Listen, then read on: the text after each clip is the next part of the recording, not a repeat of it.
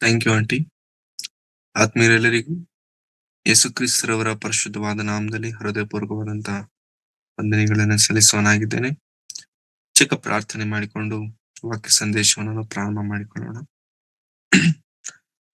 ಪ್ರೀತಿ ಸ್ವರೂಪನಾದ ತಂದೆಯಾದ ದೇವರೇ, ನಿಮ್ಮ ಪರಿಶುದ್ಧವಾದ ನಾಮಕ್ಕಾಗಿ ನಿಮಗೆ ವಂದನೆಗಳನ್ನು ಸಲ್ಲಿಸ್ತೇನೆ ಸ್ವಾಮಿ. ಈ ಮುಂಜಾನೆ ವೇಳೆಯಲ್ಲಿ ನಿಮ್ಮ ಮಾತುಗಳನ್ನು ಕೇಳಲು ಹೇಳಲು ಕೊಟ್ಟಂತಹ ಮಹಾಭಾಗ್ಯಕ್ಕಾಗಿ ನಿಮಗೆ ವಂದನೆಗಳು. ನಮಗೆ ಬೇಕಾಗಿರುವ ನಿಮ್ಮ ಮಾತುಗಳನ್ನು ತಿಳಿಯಪಡಿಸಿ, ನಿಮ್ಮ ಆಲೋಚನೆ, ನಿಮ್ಮ ಪ್ರಣಾಳಿಕೆಗಳನ್ನು ನಾವು ಅರ್ಥ ಮಾಡಿಕೊಂಡು ನಮ್ಮ ಜೀವನದಲ್ಲಿ ನಿಮ್ಮ ಶ್ರೇಷ್ಠತೆಯನ್ನು ತಿಳಿದು ನಿಮಗೋಸ್ಕರ ಜೀವಿಸುವವರಾಗಿರುವಂತೆ ನಮಗೆ ಸಹಾಯ ಮಾಡಿ. ಇದುವರೆಗೂ ಕಾಪಾಡಿ ನಡೆಸಿದಂತ ನಿಮ್ಮ ಪ್ರೀತಿ ಕೃಪೆಗಳಿಗಾಗಿ ನಿಮಗೆ ವಂದನೆಗಳು. ಇನ್ನು ಮುಂದೆ ಕರ್ತನೆ, ನೀವೇ ನಮ್ಮ ಜೊತೆಗಾರನಾಗಿದ್ದುಕೊಂಡು ನಡೆಸಿ ಬಲಪಡಿಸಬೇಕೆಂಬುದಾಗಿ ಬೇಡಿಕೊಳ್ಳುತ್ತಾ, ಹೇಳುವಂತ ನನಗೂ ಕೇಳುವಂತ ನಿಮ್ಮ ಮಕ್ಕಳಿಗೂ ಬೇಕಾಗಿರುವ ನಿಮ್ಮ ಆತ್ಮನ ಸಹಾಯವನ್ನು ನೀವು ಕೊಟ್ಟು ನಡೆಸಬೇಕೆಂಬುದಾಗಿ ಕೇಳಿಕೊಳ್ಳುತ್ತಾ, ಯೇಸು ಕ್ರಿಸ್ತರವರ ಪರಿಶುದ್ಧವಾದ ನಾಮದಲ್ಲಿ ಪ್ರಾರ್ಥಿಸಿ ಬೇಡಿ ಹೊಂದಿದ್ದೇನೆ ತಂದೆಯಾದ ದೇವರೇ, ಆಮೆನ್. ಮತ್ತೊಂದು ಆವೃತ್ತಿ ಸೇರಿ ಬಂದಂತಹ ಆತ್ಮೀಯರೆಲ್ಲರಿಗೂ ಯೇಸು ಕ್ರಿಸ್ತರವರ ಪವಿತ್ರವಾದ ನಾಮದಲ್ಲಿ ಹೃದಯಪೂರ್ವಕವಾದಂತಹ ವಂದನೆಗಳನ್ನ ಸಲ್ಲಿಸುವನಾಗಿದ್ದೇನೆ. ಪ್ರಿಯರೇ, ಈ ದಿನದಲ್ಲಿ ಒಂದೊಳ್ಳೆ ಸಂಗತಿಯನ್ನ ನಾವು ಧ್ಯಾನಿಸೋದಕ್ಕೆ ಸಿದ್ಧರಾಗೋಣ. ಮನುಷ್ಯನ ಜೀವನವನ್ನು ದೇವರು ಉಂಟು ಮಾಡಿದಾಗ ತನ್ನ ಹೋಲಿಕೆಯಲ್ಲಿ ತನ್ನ ಸ್ವರೂಪದಲ್ಲಿ ಆದಾಮನನ್ನ ಸೃಷ್ಟಿಸಿದನೆಂಬುದಾಗಿ ನಾವು ಆದಿಕಾಂಡದಲ್ಲಿ ಓದುತ್ತೇವೆ. ಆದರೆ ತನ್ನ ಹೋಲಿಕೆಯಲ್ಲಿ ಸೃಷ್ಟಿಸಲ್ಪಟ್ಟಂತಹ ಮನುಷ್ಯನು ಆದಾಮನಾದರೆ, ಆದಾಮನ ನಂತರ ಹುಟ್ಟಿದಂತ ಮನುಷ್ಯ ಕಾಯಿನನು. ಯಾಕೆ ದೇವರು ಆದಾಮನನ್ನ ಹುಟ್ಟಿಸಿದರು ಅಂತಂದ್ರೆ, ನೀವು ಭೂಮಿಯನ್ನು ತುಂಬಿಸಿ ನನಗೆ ಮಹಿಮೆಯನ್ನ ತರಬೇಕೆಂಬಂತ ಉದ್ದೇಶದಿಂದ. ಅಂದ್ರೆ ದೇವರಿಗೆ ಮೆಚ್ಚುಗೆಯಾಗಿ ದೇವರ ಆಲೋಚನೆಗಳನ್ನು ತಿಳಿದುಕೊಂಡು ದೇವರಿಗೋಸ್ಕರ ಬದುಕುವಂತ ಒಂದು ಕುಟುಂಬ ದೇವರು ಬೇಕು ಅಂತಂದುಕೊಂಡೇ ಆದಾಮನನ್ನು ದೇವರು ಉಂಟು ಮಾಡಿದರು. ಆದರೆ ಆದಾಮನು ಹಣ್ಣನ್ನು ತಿಂದ, ಪಾಪ ಮಾಡಿದ. ನಂತರ ಕಾಯಿನನು ಬಂದಾಗ, ಕಾಯಿನನು ತಮ್ಮನ ಮೇಲೆ ಕಕ್ಷೆಯನ್ನ ಹುಟ್ಟಿಸಿಕೊಂಡು, ತಮ್ಮನ ಮೇಲೆ ಕೋಪವನ್ನ ಹುಟ್ಟಿಸಿಕೊಂಡು, ಅವನ ಪ್ರಾಣವನ್ನ ತೆಗೆಯುವಷ್ಟರ ಮಟ್ಟಿಗೆ ಅವನ ಮೇಲೆ ಸಿಟ್ಟುಗೊಂಡನು. ಅವನ ಪ್ರಾಣವನ್ನ ತೆಗೆದ.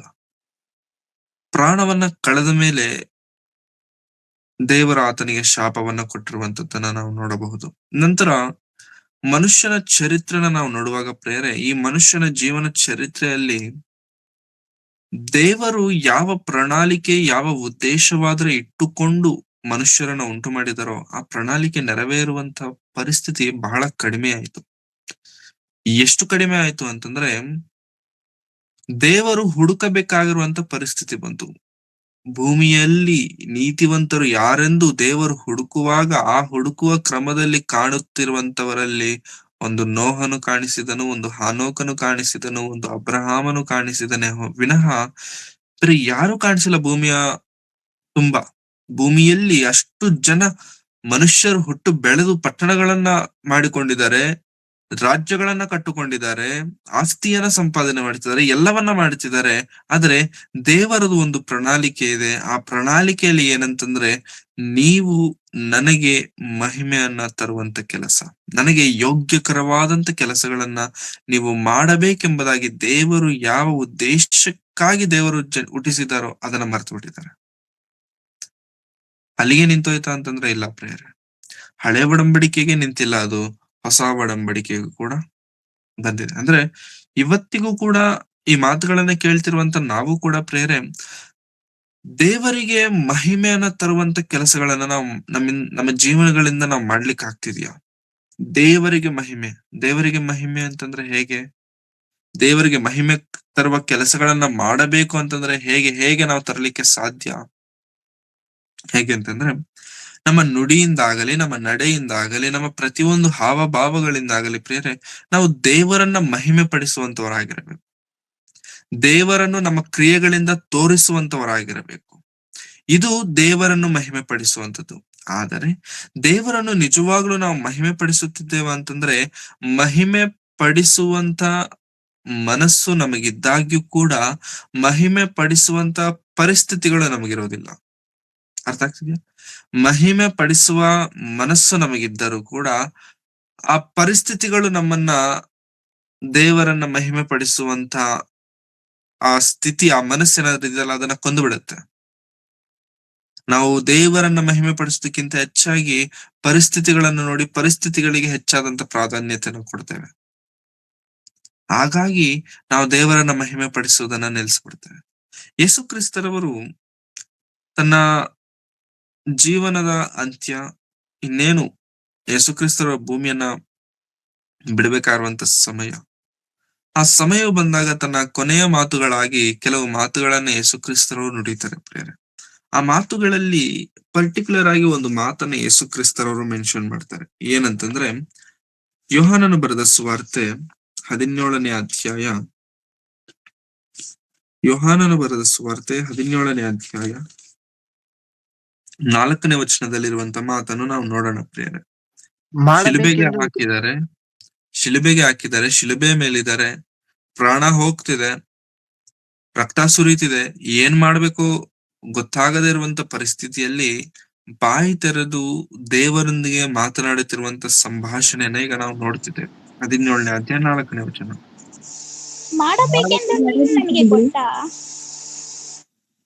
ಮಾಡಬೇಕೆಂದು ನೀನು ನನಗೆ ಕೊಟ್ಟ ಕೆಲಸವನ್ನು ನಾನು ನೆರವೇರಿಸಿ ನಿನ್ನನ್ನು ಭೂಲೋಕದಲ್ಲಿ ಮಹಿಮೆ ಪಡಿಸಿದೆನು. ಈಗ ತಂದಿ ಸಾಕ್ಮಾ. ಯೇಸು ಕ್ರಿಸ್ತರವರು ಶಿಲುಬೆ ಮೇಲೆ ನುಡಿತಿರುವಂತ ಮಾತೇನಂದ್ರೆ, ಮಾಡಬೇಕೆಂದು ನೀನು ನನಗೆ ಕೊಟ್ಟ ಕೆಲಸವನ್ನು, ಮಾಡಬೇಕೆಂದು ನೀನು ನನಗೆ ಕೊಟ್ಟಂತ ಕೆಲಸ. ಯೇಸು ಕ್ರಿಸ್ತರವರನ್ನ ದೇವರು ಕಳುಹಿಸುವುದಕ್ಕಿಂತ ಮೊದಲು ಕೆಲಸವನ್ನ ಕೊಟ್ಟಿದ್ದಾರೆ. ಕಳುಹಿಸಬೇಕಾದರೆ ದೇವರು ಜವಾಬ್ದಾರಿಯನ್ನ ಕೊಟ್ಟಿದ್ದಾರೆ. ಕೆಲಸವನ್ನು ಕೊಟ್ಟು ಯೇಸು ಕ್ರಿಸ್ತರವನ್ನ ಕಳಿಸಿದಾರಂತೆ. ಆ ಕೆಲಸವನ್ನ ಯೇಸು ಕ್ರಿಸ್ತರವರು ಹೇಗೆ ನೆರವೇರಿಸಿದಾರೆ ಅಂತ ಹೇಳ್ತಿದ್ದಾರೆ. ಮಾಡಬೇಕೆಂದು ನೀನು ನನಗೆ ಕೊಟ್ಟ ಕೆಲಸವನ್ನು ನಾನು ನೆರವೇರಿಸಿ, ನಾನು ಕಂಪ್ಲೀಟ್ ಮಾಡಿದ್ದೇನೆ. ನೀನು ನನಗೆ ಯಾವ ಕೆಲಸವನ್ನ ಕೊಟ್ಟಿದ್ಯಲ್ಲ ಆ ಕೆಲಸವನ್ನ ನಾನು ಕಂಪ್ಲೀಟ್ ಮಾಡಿದ್ದೇನೆ, ನೆರವೇರಿಸಿ ನಿನ್ನನ್ನು ಭೂಲೋಕದಲ್ಲಿ ಮಹಿಮೆ ಪಡಿಸಿದೆನು. ಭೂಲೋಕದಲ್ಲಿ ನಿನ್ನನ್ನು ನಾನು ಮಹಿಮೆ ಪಡಿಸಿದೆನು. ಈಗ ನಾವು ಯೋಚನೆ ಮಾಡೋಣ, ಯೇಸು ಕ್ರಿಸ್ತರವರು ಭೂಲೋಕದಲ್ಲಿ ದೇವರನ್ನ ಮಹಿಮೆ ಪಡಿಸಬೇಕು ಅಂತಂದ್ರೆ, ದೇವರನ್ನ ಘನಪಡಿಸಬೇಕು ಅಂತಂದ್ರೆ, ದೇವರನ್ನ ಪ್ರಕಟಿಸಬೇಕು ಅಂತಂದ್ರೆ ಆತನ ಪರಿಸ್ಥಿತಿ ಏನು, ಆತನಿದ್ದಂತ ಸ್ಥಿತಿಗತಿಗಳೇನು ಅಂತಂದ್ರೆ, ದೇವರು ಯೇಸು ಕ್ರಿಸ್ತರವರಿಗೆ ಒಳ್ಳೆಯ ಮನೆ, ಒಳ್ಳೆ ಪರಿಸ್ಥಿತಿ, ಒಳ್ಳೆ ಸ್ಥಿತಿಗತಿಗಳು, ಯಾವುದೇ ರೀತಿಯಂತ ಕೊರತೆ ಇಲ್ಲದಿರುವಂತ ಜೀವನ, ಸುಖವಾದಂತ ಜೀವನ ಒಂದು ವೇಳೆ ಕೊಟ್ಟಿದ್ರೆ ಅವಾಗ ದೇವರನ್ನು ಮಹಿಮೆ ಪಡಿಸಿ, ದೇವರೇ ಇಂಥ ಒಳ್ಳೆ ಪರಿಸ್ಥಿತಿಯನ್ನ ನನಗೆ ಕೊಟ್ಟಿದ್ಯಾ ಸ್ವಾಮಿ, ನನಗೆ ವಂದನೆಗಳು, ನಾನು ನಿನಗೋಸ್ಕರ ಪ್ರಕಟಿಸುತ್ತೇನೆ, ನಾನು ನಿನಗೆ ಕೊಟ್ಟಂತ ಕೆಲಸವನ್ನು ನಾನು ಮಾಡ್ತೇನೆ ಎಂಬುದಾಗಿ ಯೇಸು ಕ್ರಿಸ್ತರವರು ಈ ಭೂಮಿಯ ಮೇಲೆ ದೇವರ ಚಿತ್ತವನ್ನು ನೆರವೇರಿಸಿದಾರ? ಇಲ್ಲ. ಯೇಸು ಕ್ರಿಸ್ತರವರ ಪರಿಸ್ಥಿತಿ, ಯೇಸು ಕ್ರಿಸ್ತರವರ ಜೀವನದಲ್ಲಿ ನಾವು ನೋಡುವಾಗ ಪ್ರೇರೆ ಅಷ್ಟು ಸುಲಭವಾಗಿರಲಿಲ್ಲ, ಅಷ್ಟು ಅನುಕೂಲವಾದಂತ ಪರಿಸ್ಥಿತಿಗಳಿರಲಿಲ್ಲ. ಮನೆಯಲ್ಲಿ ಕೂಡ ಯಾವುದೇ ರೀತಿಯಾದಂತ ಸಪೋರ್ಟ್ ಯೇಸು ಕ್ರಿಸ್ತರವರಿಗೆ ಸಿಕ್ಕಿಲ್ಲ. ಅಂದ್ರೆ ಕಂಪ್ಲೀಟ್ ಯೇಸು ಕ್ರಿಸ್ತರವರ ಜೀವನ ಭಯಂಕರವಾದಂತ ಜೀವನ. ತಾನು ಹೇಳುವಂತ ಮಾತು, ಒಬ್ಬ ವ್ಯಕ್ತಿ ಬಂದು ಕೇಳ್ತಾರೆ, ಸ್ವಾಮಿ ನಾನು ನಿನ್ನ ಹಿಂದೆ ಬರ್ಬೇಕಂತ ಅನ್ಕೊಳ್ತಿದ್ದೇನೆ, ನನ್ನ ಹಿಂಬಾಲಿಸಬೇಕಂತ ಅಂದ್ಕೊಳ್ತಿದ್ದೇನೆ. ಯೇಸು ಕ್ರಿಸ್ತರು ತಾನಿದ್ದಂತ ಸ್ಥಳಕ್ಕೆ ಕರೆದುಕೊಂಡು ಹೋಗಿ ತೋರಿಸಿ ಹೇಳುವಂತ ಮಾತು, ನೋಡಪ್ಪ, ನಾನಿರೋ ಸ್ಥಳ ಇದು, ನನಗೆ ತಲೆ ತಗ್ಗಿಸಿಕೊಳ್ಳುವುದಕ್ಕೆ, ನಾನು ಮಲಗಿಕೊಳ್ಳುವುದಕ್ಕೂ ಕೂಡ ನನಗೆ ಸ್ಥಳ ಇಲ್ಲ. ಆಕಾಶ ಪಕ್ಷಿಗಳಿಗೆ ಗೂಡಿರ್ತವೆ, ಆದ್ರೆ ನನಗೆ ಇಲ್ಲಿ ಯಾವ್ದು ರೀತಿ ಅಂತ ಗೂಡಿಲ್ಲ. ಮನೆನೂ ಕೂಡ ಇಲ್ವ ಯೇಸುಸ್ವಾಮಿಗೆ? ಮನೆ ಕೂಡ ಇಲ್ಲ ಪ್ರೇರೆ. ಮತ್ತೆ ಮನೆ ಇಲ್ಲ, ಹಣ ಇಲ್ಲ, ಕುಟುಂಬದಲ್ಲಿ ಯಾವುದೇ ರೀತಿಯಂತ ಸಪೋರ್ಟ್ ಇಲ್ಲ, ಏನೂ ಇಲ್ಲ. ಯಾವುದೇ ಹೇಳ್ಕೊಳ್ಳೋದಕ್ಕಾಗದೆ ಆಗುವಂತ ಯಾವುದೇ ಒಂದು ಒಳ್ಳೆ ಅನುಕೂಲವಾದಂತ ಪರಿಸ್ಥಿತಿಗಳು ಯೇಸು ಕ್ರಿಸ್ತರು ಇಲ್ಲದೆ ಹೋದಾಗ್ಯೂ ಭೂಮಿಯ ಮೇಲೆ ದೇವರನ್ನು ಯೇಸು ಕ್ರಿಸ್ತರು ಹೇಗೆ ಮಹಿಮೆ ಪಡಿಸಿದರು. ಈ ದಿನ ಸಭೆಗೆ ಯಾಕೆ ಬ್ರದರ್ ನೀವು ಬಂದಿಲ್ಲ ಅಂತ ಕೇಳಿದ್ರೆ, ಚರ್ಚ್ಗೆ ಯಾಕೆ ಬಂದಿಲ್ಲ ಅಂತ ಕೇಳಿದ್ರೆ, ಚರ್ಚ್ಗೆ ಬಾರದೇ ಇರೋದಕ್ಕೆ ಕಾರಣಗಳನ್ನ ಏನ್ ಹೇಳ್ತೇವೆ ಹೇಳಿ? ಅದು ಇದು ಏನೋ ಒಂದು ಕಾರಣಗಳನ್ನ ಹೇಳ್ತೇವೆ. ಯೇಸು ಕ್ರಿಸ್ತರವರು ಒಂದು ವೇಳೆ ಕಾರಣಗಳನ್ನ ಹೇಳೋದಕ್ಕೆ ನಿಂತರೆ ದೇವರಿಗೆ, ದೇವರೇ ನನಗೆ ಅದಿರ್ಲಿಲ್ಲ, ಇದಿರ್ಲಿಲ್ಲ, ಹೋಗೋದಕ್ಕೆ ಪ್ರಯಾಣ ಮಾಡ್ಲಿಕ್ಕೆ ಅನುಕೂಲ ನನಗಿರ್ಲಿಲ್ಲ, ಆರೋಗ್ಯ ಕೆಟ್ಟಿತ್ತು ನನಗೆ. ಸೊ ಈ ರೀತಿ ಯೇಸು ಕ್ರಿಸ್ತರವರು ಹೇಳಲಿಕ್ಕೆ ನಿಂತ್ಕೊಂಡ್ರೆ ಎಷ್ಟು ಕಾರಣಗಳನ್ನ ಹೇಳಬಹುದು? ಎಷ್ಟು ಕಾರಣಗಳನ್ನ ಯೇಸು ಕ್ರಿಸ್ತರವರು ಹೇಳಬಹುದು? ಭಯಂಕರವಾಗಿ ಹೇಳಬಹುದು. ಹೇಳಿದ್ರ? ಹೇಳಿಲ್ಲ. ದೇವರೇ, ನೀನ್ ನನ್ನ ಮೇಲೆ ಒಂದು ಚಿತ್ತವನ್ನ ಇಟ್ಕೊಂಡಿದ್ಯಾ, ನಿನ್ನ ಮೇಲೆ ಒಂದು ಕೆಲಸವನ್ನ ಇಟ್ಟುಕೊಂಡಿದ್ಯಾ, ಆ ಕೆಲಸವನ್ನ ನಾನ್ ನೆರವೇರಿಸ್ತೇನೆ. ದೇವರು ಪ್ರೇರೆ ಮನುಷ್ಯರಾಗಿ ಭೂಮಿಯ ಮೇಲೆ ಹುಟ್ಟಿರುವಂತ ನಮ್ಮೆಲ್ಲರ ಮೇಲೆ, ಒಬ್ಬೊಬ್ಬರ ಮೇಲೂ ಒಂದೊಂದು ಪ್ರಣಾಳಿಕೆ, ಒಂದು ಉದ್ದೇಶ, ಒಂದು ಚಿತ್ತವನ್ನ ದೇವರು ಇಟ್ಕೊಂಡಿರ್ತಾರೆ. ಆ ಚಿತ್ತವನ್ನ ನೆರವೇರಿಸಬೇಕಾದಂತ ಬಾಧ್ಯತೆ ನಮ್ಮೆಲ್ಲರ ಮೇಲಿರುತ್ತೆ. ದೇವರ ಪ್ರಣಾಳಿಕೆಯನ್ನ ತಿಳಿದುಕೊಂಡು ಆ ಪ್ರಣಾಳಿಕೆಯ ಪ್ರಕಾರವಾಗಿ ಜೀವಿಸಿ ಭೂಮಿಯ ಮೇಲೆ ದೇವರನ್ನು ಮಹಿಮೆ ಪಡಿಸುವಂತ ಜೀವನಗಳಾಗಿ ನಮ್ಮ ಬದುಕುಗಳಿರಬೇಕು. ಹಾಗಿರಬೇಕು ಅಂತಂದ್ರೆ ಹಾಗಿರಬೇಕು ಅಂತಂದ್ರೆ ಮೊದಲು ನಮಗೆ ದೇವರ ಚಿತ್ತ ಏನೆನ್ನುವಂಥದ್ದು ತಿಳಿಬೇಕು. ನಮ್ಮ ಮೇಲೆ ದೇವರಿಗಿರುವಂತ ಕೆಲಸ ಏನಾಗಿದೆ ಅನ್ನುವಂಥದ್ದನ್ನ ನಾವು ತಿಳಿದುಕೊಳ್ಳೋರಾಗಿರಬೇಕು. ಭೂಮಿಯ ಮೇಲೆ ನಾನು ದೇವರನ್ನ ಹೇಗೆ ಮಹಿಮೆ ಪಡಿಸಬೇಕೆನ್ನುವಂಥದ್ದು ನಮಗೆ ತಿಳಿದಿರಬೇಕು. ಇವೆಲ್ಲವೂ ತಿಳಿದ ನಂತರ, ಇವೆಲ್ಲವನ್ನ ತಿಳಿದುಕೊಂಡ ನಂತರ ನೆಕ್ಸ್ಟ್ ಸ್ಟೆಪ್ ನಾವು ಮಾಡ್ಬೇಕಾದಂಥದ್ದು ಏನೋ ಗೊತ್ತಾ? ಮಹಿಮೆ ಪಡಿಸುವಂತಹ ಕೆಲಸಗಳು. ಮಹಿಮೆ ಪಡಿಸುವಂತ ಕೆಲಸಗಳು ಅಷ್ಟು ಸುಲಭವಲ್ಲ ಪ್ರಿಯರೇ. ದೇವರನ್ನು ಭೂಮಿಯ ಮೇಲೆ ಮಹಿಮೆ ಪಡಿಸುವಂಥದ್ದು ಇಟ್ಸ್ ನಾಟ್ ದಟ್ ಈಸಿ. ಬಹಳ ಕಷ್ಟ, ಬಹಳ ನೋವು, ಬಹಳ ಸಂಕಟ. ನಿಜ. ಎಲ್ಲವೂ ಇದ್ದು ದೇವರನ್ನ ಮಹಿಮೆ ಪಡಿಸುವಂತ ಪರಿಸ್ಥಿತಿ ಬೇರೆ, ಏನು ಇಲ್ಲದೆ ದೇವರನ್ನ ಮಹಿಮೆ ಪಡಿಸುವಂತ ಪರಿಸ್ಥಿತಿ ಬೇರೆ. ಮತ್ತೆ ಹೇಳ್ತೇನೆ, ಎಲ್ಲವೂ ಇದ್ದವರು ಯಾವಾಗ್ಲೂ ದೇವರನ್ನ ಮಹಿಮೆ ಪಡಿಸೋದಕ್ಕೆ ಮುಂದೆ ಬರುವಂತ ಚಾನ್ಸಸ್ ಆಗಲಿ, ಆ ಪರ್ಸೆಂಟೇಜ್ ಆಗ್ಲಿ ಬಹಳ ಕಡಿಮೆ ಪ್ರಿಯರೇ. ಅಂದ್ರೆ ಎಲ್ಲವೂ ಇರುತ್ತೆ, ಎಲ್ಲ ಅನುಕೂಲವಾಗಿರುತ್ತೆ, ಆದ್ರೆ ದೇವರನ್ನು ಮಹಿಮೆ ಪಡಿಸುವಂತಹ ಕೆಲಸಗಳನ್ನ ಮಾಡುವುದು ಬಹಳ ಬಹಳ ಕಡಿಮೆ. ಏನು ಇಲ್ಲದೆ ಇರ್ತಾರೆ ನೋಡಿ ಪ್ರಿಯರೇ, ಅವರು ಏನು ಇಲ್ಲದೆ ಇದ್ದಾಗ್ಯೂ ಕೂಡ ದೇವರಿಗೋಸ್ಕರ ಏನಾದರೂ ಮಾಡಿ ಮುಂದಕ್ಕೆ ಹೋಗೋದಕ್ಕೆ ಪ್ರಯತ್ನ ಮಾಡ್ತಾರೆ. ಭೂಮಿಯ ಮೇಲೆ ದೇವರನ್ನ ಮಹಿಮೆ ಪಡಿಸೋದಕ್ಕೆ ಪ್ರಯತ್ನ ಮಾಡ್ತಾರೆ. ಏನು ಇಲ್ಲದವರು. ಯೇಸು ಕ್ರಿಸ್ತರವರು ಎಲ್ಲ ಇದ್ದುಕೊಂಡು ಮಾಡಿದಂತ ಸೇವೆ ಅಲ್ಲ ಪ್ರಿಯರ, ಏನು ಇಲ್ಲದೆ ಮಾಡಿದಂತ ಸೇವೆ. ಏನು ಇಲ್ಲದೆ, ಯಾವ ಪ್ರೋತ್ಸಾಹವಿಲ್ಲದೆ, ಯಾರು ಬಂದು ಕೈ ಹಿಡದಲ್ಲ ಯೇಸು ಸ್ವಾಮಿಯನ್ನ. ನಾನು ಬರಬೇಕಾದಂತ ಮೆಸ್ಸೆಯನು ನಾನೇ, ರಕ್ಷಕನು ನಾನೇ, ನೀವು ನನಗೋಸ್ಕರ ಕಾಯ್ತಿದ್ರೆ ಎಂಬುದಾಗಿ ಯಾಜಕರಿಗೂ, ಶಾಸ್ತ್ರಿಗಳು, ಫರಿಸಾಯರಿಗೂ ಹೋಗಿ ಯೇಸು ಕ್ರಿಸ್ತರು ಹೇಳ್ತಿರಬೇಕಾದ್ರೆ ಯಾರು ಬಂದು ಆತನನ್ನ ನಂಬಿದರು? ಯಾರು ಬಂದು ಯೇಸು ಸ್ವಾಮಿಯನ್ನ ಅಂಗೀಕರಿಸಿದರು? ಯಾರು ಅಂಗೀಕರಿಸಲಿಲ್ಲ, ಯಾರು ನಂಬಲಿಲ್ಲ, ಯಾರು ನಂಬಲಿಲ್ಲ ಪ್ರಿಯರೇ. ನಂಬದೆ ಹೋಗಿ ಆತನ ಮೇಲೆ ಕಕ್ಷೆ, ಆತನ ಮೇಲೆ ಏನಂತಾರೆ ಕೊಲ್ಲುವ ಪ್ರಯತ್ನಗಳು, ಆತನಿಗೆ ಮರಣದಂಡನೆ ತರಿಸುವಂತ ಪ್ರಯತ್ನಗಳು, ಎಲ್ಲಿಗೋದ್ರೂ ಕೂಡ ಅಲ್ಲಿಗೋಗಿ ಆತನನ್ನ ಹಿಂಸೆ ಪಡಿಸುವಂತದ್ದು. ಯಾಕೆ? ಯೇಸು ಕ್ರಿಸ್ತರವರ ಜೀವನದಲ್ಲಿ ಸುಖ ಎನ್ನುವಂತ ಮಾತಿಗೆ ಅರ್ಥನೇ ಇಲ್ಲ ಪ್ರಿಯರ. ಯೇಸು ಕ್ರಿಸ್ತರು ಇಂತಹ ಸಂದರ್ಭದಲ್ಲಿ ಸುಖ ಪಟ್ಟಿದ್ದಾರೆ, ಯೇಸು ಕ್ರಿಸ್ತರು ಇಂತಹ ಸಂದರ್ಭದಲ್ಲಿ ಆರಾಮಾಗಿದ್ದಾರೆ ಎನ್ನುವಂತ ವಚನವಾಗಲಿ, ಮಾತಾಗಲಿ ನಮ್ಗೆ ಸತ್ಯವೇದದಲ್ಲಿ ಎಲ್ಲೂ ಕಾಣಿಸಲ್ಲ. ಮತ್ತೆ ಇಷ್ಟು ಕಷ್ಟಪಟ್ಟು ಯಾಕೆ ದೇವರಿಗೋಸ್ಕರ ನಿಲ್ಲಬೇಕು? ಯಾಕೆ ದೇವರನ್ನ ಮಹಿಮೆ ಬಿಟ್ಬಿಡ್ಬೋದಲ್ವಾ? ಹೋಗ್ಬಿಡ್ಬೋದಲ್ವಾ? ಎಲ್ಲಾರ ತರ ಇದ್ಬಿಡ್ಬೋದಲ್ವಾ ಆರಾಮಾಗಿ? ಯಾಕೆ ತಲೆ ಮೇಲೆ ಹಾಕೊಂಡು, ಯಾಕೆ ಇಷ್ಟೊಂದು ಭಾರ ತೆಗೆದುಕೊಂಡು, ಯಾಕೆ ಇಷ್ಟು ಇಷ್ಟು ಇಷ್ಟು ಯಾಕೆ ಮಾಡ್ಬೇಕು? ಕಣ್ತುಂಬ ನಿದ್ದೆ ಮಾಡ್ಲಿಕ್ಕೆ ಆಗ್ತಿಲ್ಲ, ಇಷ್ಟವಾದಂತ ಊಟ ಮಾಡ್ಲಿಕ್ಕೆ ಆಗ್ತಿಲ್ಲ, ಇಷ್ಟ ಆಗಿರುವಂತ ಜಾಗಕ್ಕೆ ಹೋಗಕ್ ಆಗ್ತಿಲ್ಲ, ಇಷ್ಟವಾದಂತ ಬಟ್ಟೆ ಧರಿಸ್ಕೊಳ್ಳಕ್ ಆಗ್ತಿಲ್ಲ, ನನ್ನ ಇಷ್ಟ ಅನ್ನೋದೇ ಇಲ್ಲ, ನನ್ನ ಇಷ್ಟ ಅನ್ನೋದೇ ಸತ್ತೋಯ್ತು. ಮತ್ ಯಾಕೆ ಮಾಡ್ಬೇಕು ಯೇಸು ಕ್ರಿಸ್ತರವರು? ದೇವರ ಚಿತ್ತ, ದೇವರನ್ನು ಮಹಿಮೆ ಪಡಿಸುವಂತ ಕೆಲಸ ಅಷ್ಟು ಸುಲಭವಲ್ಲ ಪ್ರಿಯರೇ, ಅಷ್ಟು ಸುಲಭವಲ್ಲ.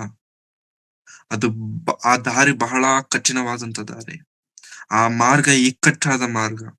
ಆ ಪರಿಸ್ಥಿತಿಗಳು ಕೆಲವೊಮ್ಮೆ ಯಾಕೆ ಜೀವನ ಅನ್ನುವಂತ ಪರಿಸ್ಥಿತಿಗಳು ನಮ್ಮ ಜೀವನದಲ್ಲಿ ಬರ್ತವೆ. ಬಟ್ ದೇವರನ್ನು ಮಹಿಮೆ ಪಡಿಸೋದಕ್ಕೆ ನಿಂತವರಿಗಿರುವಂತ ಧೈರ್ಯ ಏನೋ ಗೊತ್ತಾ ಪ್ರಿಯರೇ? ಏನೇ ಆಗ್ಬಿಡ್ಲಿ, ಏನೇ ಆಗೋಗ್ಲಿ ನನ್ನ ಜೀವನದಲ್ಲಿ ದೇವರನ್ನು ಮಹಿಮೆ ಪಡಿಸೋದು ಮಾತ್ರ ನಾನ್ ಬಿಡಲ್ಲ. ಇದು ಭಕ್ತರಿಗಿರುವಂತಹ ನಂಬಿಕೆ. ಇದು ದೇವರನ್ನ ನಂಬಿ ದೇವರ ಚಿತ್ತವನ್ನ ಅರಿತಂತವರಿಗಿರುವಂತಹ ಆ ಒಂದು ವಿಶ್ವಾಸವಿದು ಪ್ರಿಯರೇ, ವಿಶ್ವಾಸವಿದು. ದೇವರನ್ನು ಮಹಿಮೆ ಪಡಿಸುವುದಕ್ಕಾಗಿ ಅಂದ್ರೆ ಹೇಗೆ ಅಂತಂದ್ರೆ ಪ್ರಿಯರೇ, ನಮ್ಮ ಜೀವನದಲ್ಲಿ ಕೆಲವೊಂದು ಪರಿಸ್ಥಿತಿಗಳನ್ನ ದೇವರು ಯಾಕೆ ಇಟ್ಟಿರ್ತಾರೆ ಅಂತಂದ್ರೆ, ನೀನ್ ಈ ಪರಿಸ್ಥಿತಿಯಲ್ಲಿ ಇದ್ರೇನೆ ನಿನ್ನನ್ನ ಮಹಿಮೆ ಪಡಿಸ್ತೀಯ. ದೇವರೇ, ನನಗೆ ತುಂಬಾ ನನ್ನ ಫ್ಯಾಮಿಲಿಯಲ್ಲಿ ನನ್ನ ಜೀವನದಲ್ಲಿ ತುಂಬಾ ಇಕ್ಕಟ್ಟಲ್ಲಿದ್ದೇನೆ, ತುಂಬಾ ಅನನುಕೂಲತೆಗಳು ನನಗಿದಾವೆ. ದೇವರ ಸ್ವಲ್ಪ ಅನುಕೂಲವಾದಂತ ಪರಿಸ್ಥಿತಿ ನನಗೆ ಕೊಡು ಅಂತಂದ್ರೆ ಅವಾಗ ದೇವರೇನ್ ಹೇಳ್ತಾರೆ ಗೊತ್ತಾ? ನೀನು ಈ ಪರಿಸ್ಥಿತಿಯಲ್ಲಿ ಇದ್ರೇನೆ ನನ್ನನ್ನ ಮಹಿಮೆ ಪಡಿಸ್ತೀಯ, ಹಾಗಾಗಿ ನೀನು ಹೀಗೆ ಇರು. ಸತ್ಯ. ನೀನು ಹೀಗಿದ್ರೇನೆ ನನ್ನಲ್ಲಿ ನೀನು ಸ್ಥಿರವಾಗಿ ನಿಲ್ತೀಯ, ಹಾಗಾಗಿ ನೀನು ಹೀಗೆ ಇರು. ಯಾಕೆ ಗೊತ್ತಾ? ಯೋಹಾನನು ಬರೆದ ಸುವಾರ್ತೆಯಲ್ಲೇ 9ನೇ ಅಧ್ಯಾಯ ನೋಡೋಣ ಪ್ರಿಯರೇ. 9ನೇ ಅಧ್ಯಾಯ ಪ್ರಾರಂಭದ ವಚನದಿಂದ ನಾವು ನೋಡಿಕೊಳ್ಳೋಣ. 9ನೇ ಅಧ್ಯಾಯ ಪ್ರಾರಂಭದ ವಚನದಿಂದ. ಯೇಸು ಹಾದು ಹೋಗುತ್ತಿರುವಾಗ ಒಬ್ಬ ಹುಟ್ಟು ಕುರುಡನನ್ನು ಕಂಡನು.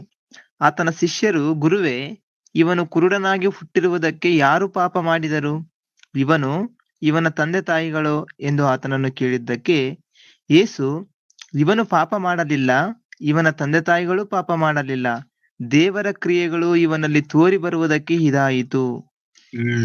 ಸಾಕು ಬರ್ತದೆ. ಹುಟ್ಟು ಕುರುಡನಿದ್ದಾನೆ.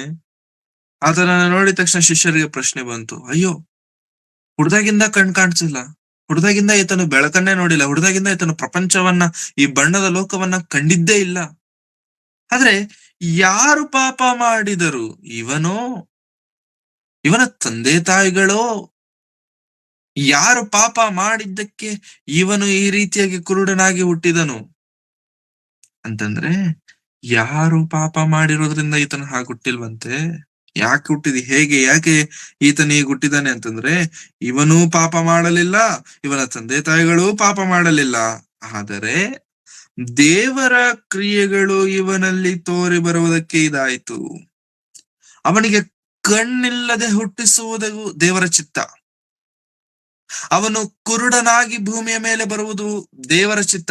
ಯಾಕೆ ಕುರುಡನಾಗಿರಬೇಕು? ಎಲ್ಲರಿಗೂ ಕಣ್ಣು ಕೊಟ್ಟು ಅವನ ಸುತ್ತಲಿರುವಂತ ಸಮಾಜಕ್ಕೆ ಕಣ್ಣನ್ನು ಕೊಟ್ಟು, ಅವರ ಸುತ್ತಲಿರುವಂತ ಸಮಾಜಕ್ಕೆ ಕಣ್ಣಿಗೆ ಬೆಳಕನ್ನ ಕೊಟ್ಟಂತ ದೇವರು, ಈ ಒಬ್ಬನಿಗೆ ಮಾತ್ರ ಯಾಕೆ ದೇವರು ಕುರುಡನನ್ನಾಗಿ, ಕಣ್ಣಿಲ್ಲದವನಾಗಿ ಹುಟ್ಟಿಸಬೇಕು ಅಂತಂದ್ರೆ, ಈತನಲ್ಲಿ ದೇವರ ಕ್ರಿಯೆಗಳು ನಡೆಯುತ್ತೆ.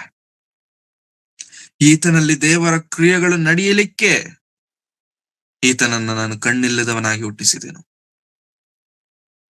ಈತನ ಜೀವನದಲ್ಲಿ ನನ್ನನ್ನ ಮಹಿಮೆ ಪಡಿಸುವಂತ ಕ್ರಿಯೆಗಳು ಮಾಡಬೇಕು. ಈತ ನನ್ನನ್ನು ಮಹಿಮೆ ಪಡಿಸುವಂತ ಕ್ರಿಯೆಗಳನ್ನು ಮಾಡಬೇಕಂತಂದ್ರೆ ಈತನ ಕುರುಡನಾಗಿಯೇ ಇರಬೇಕು.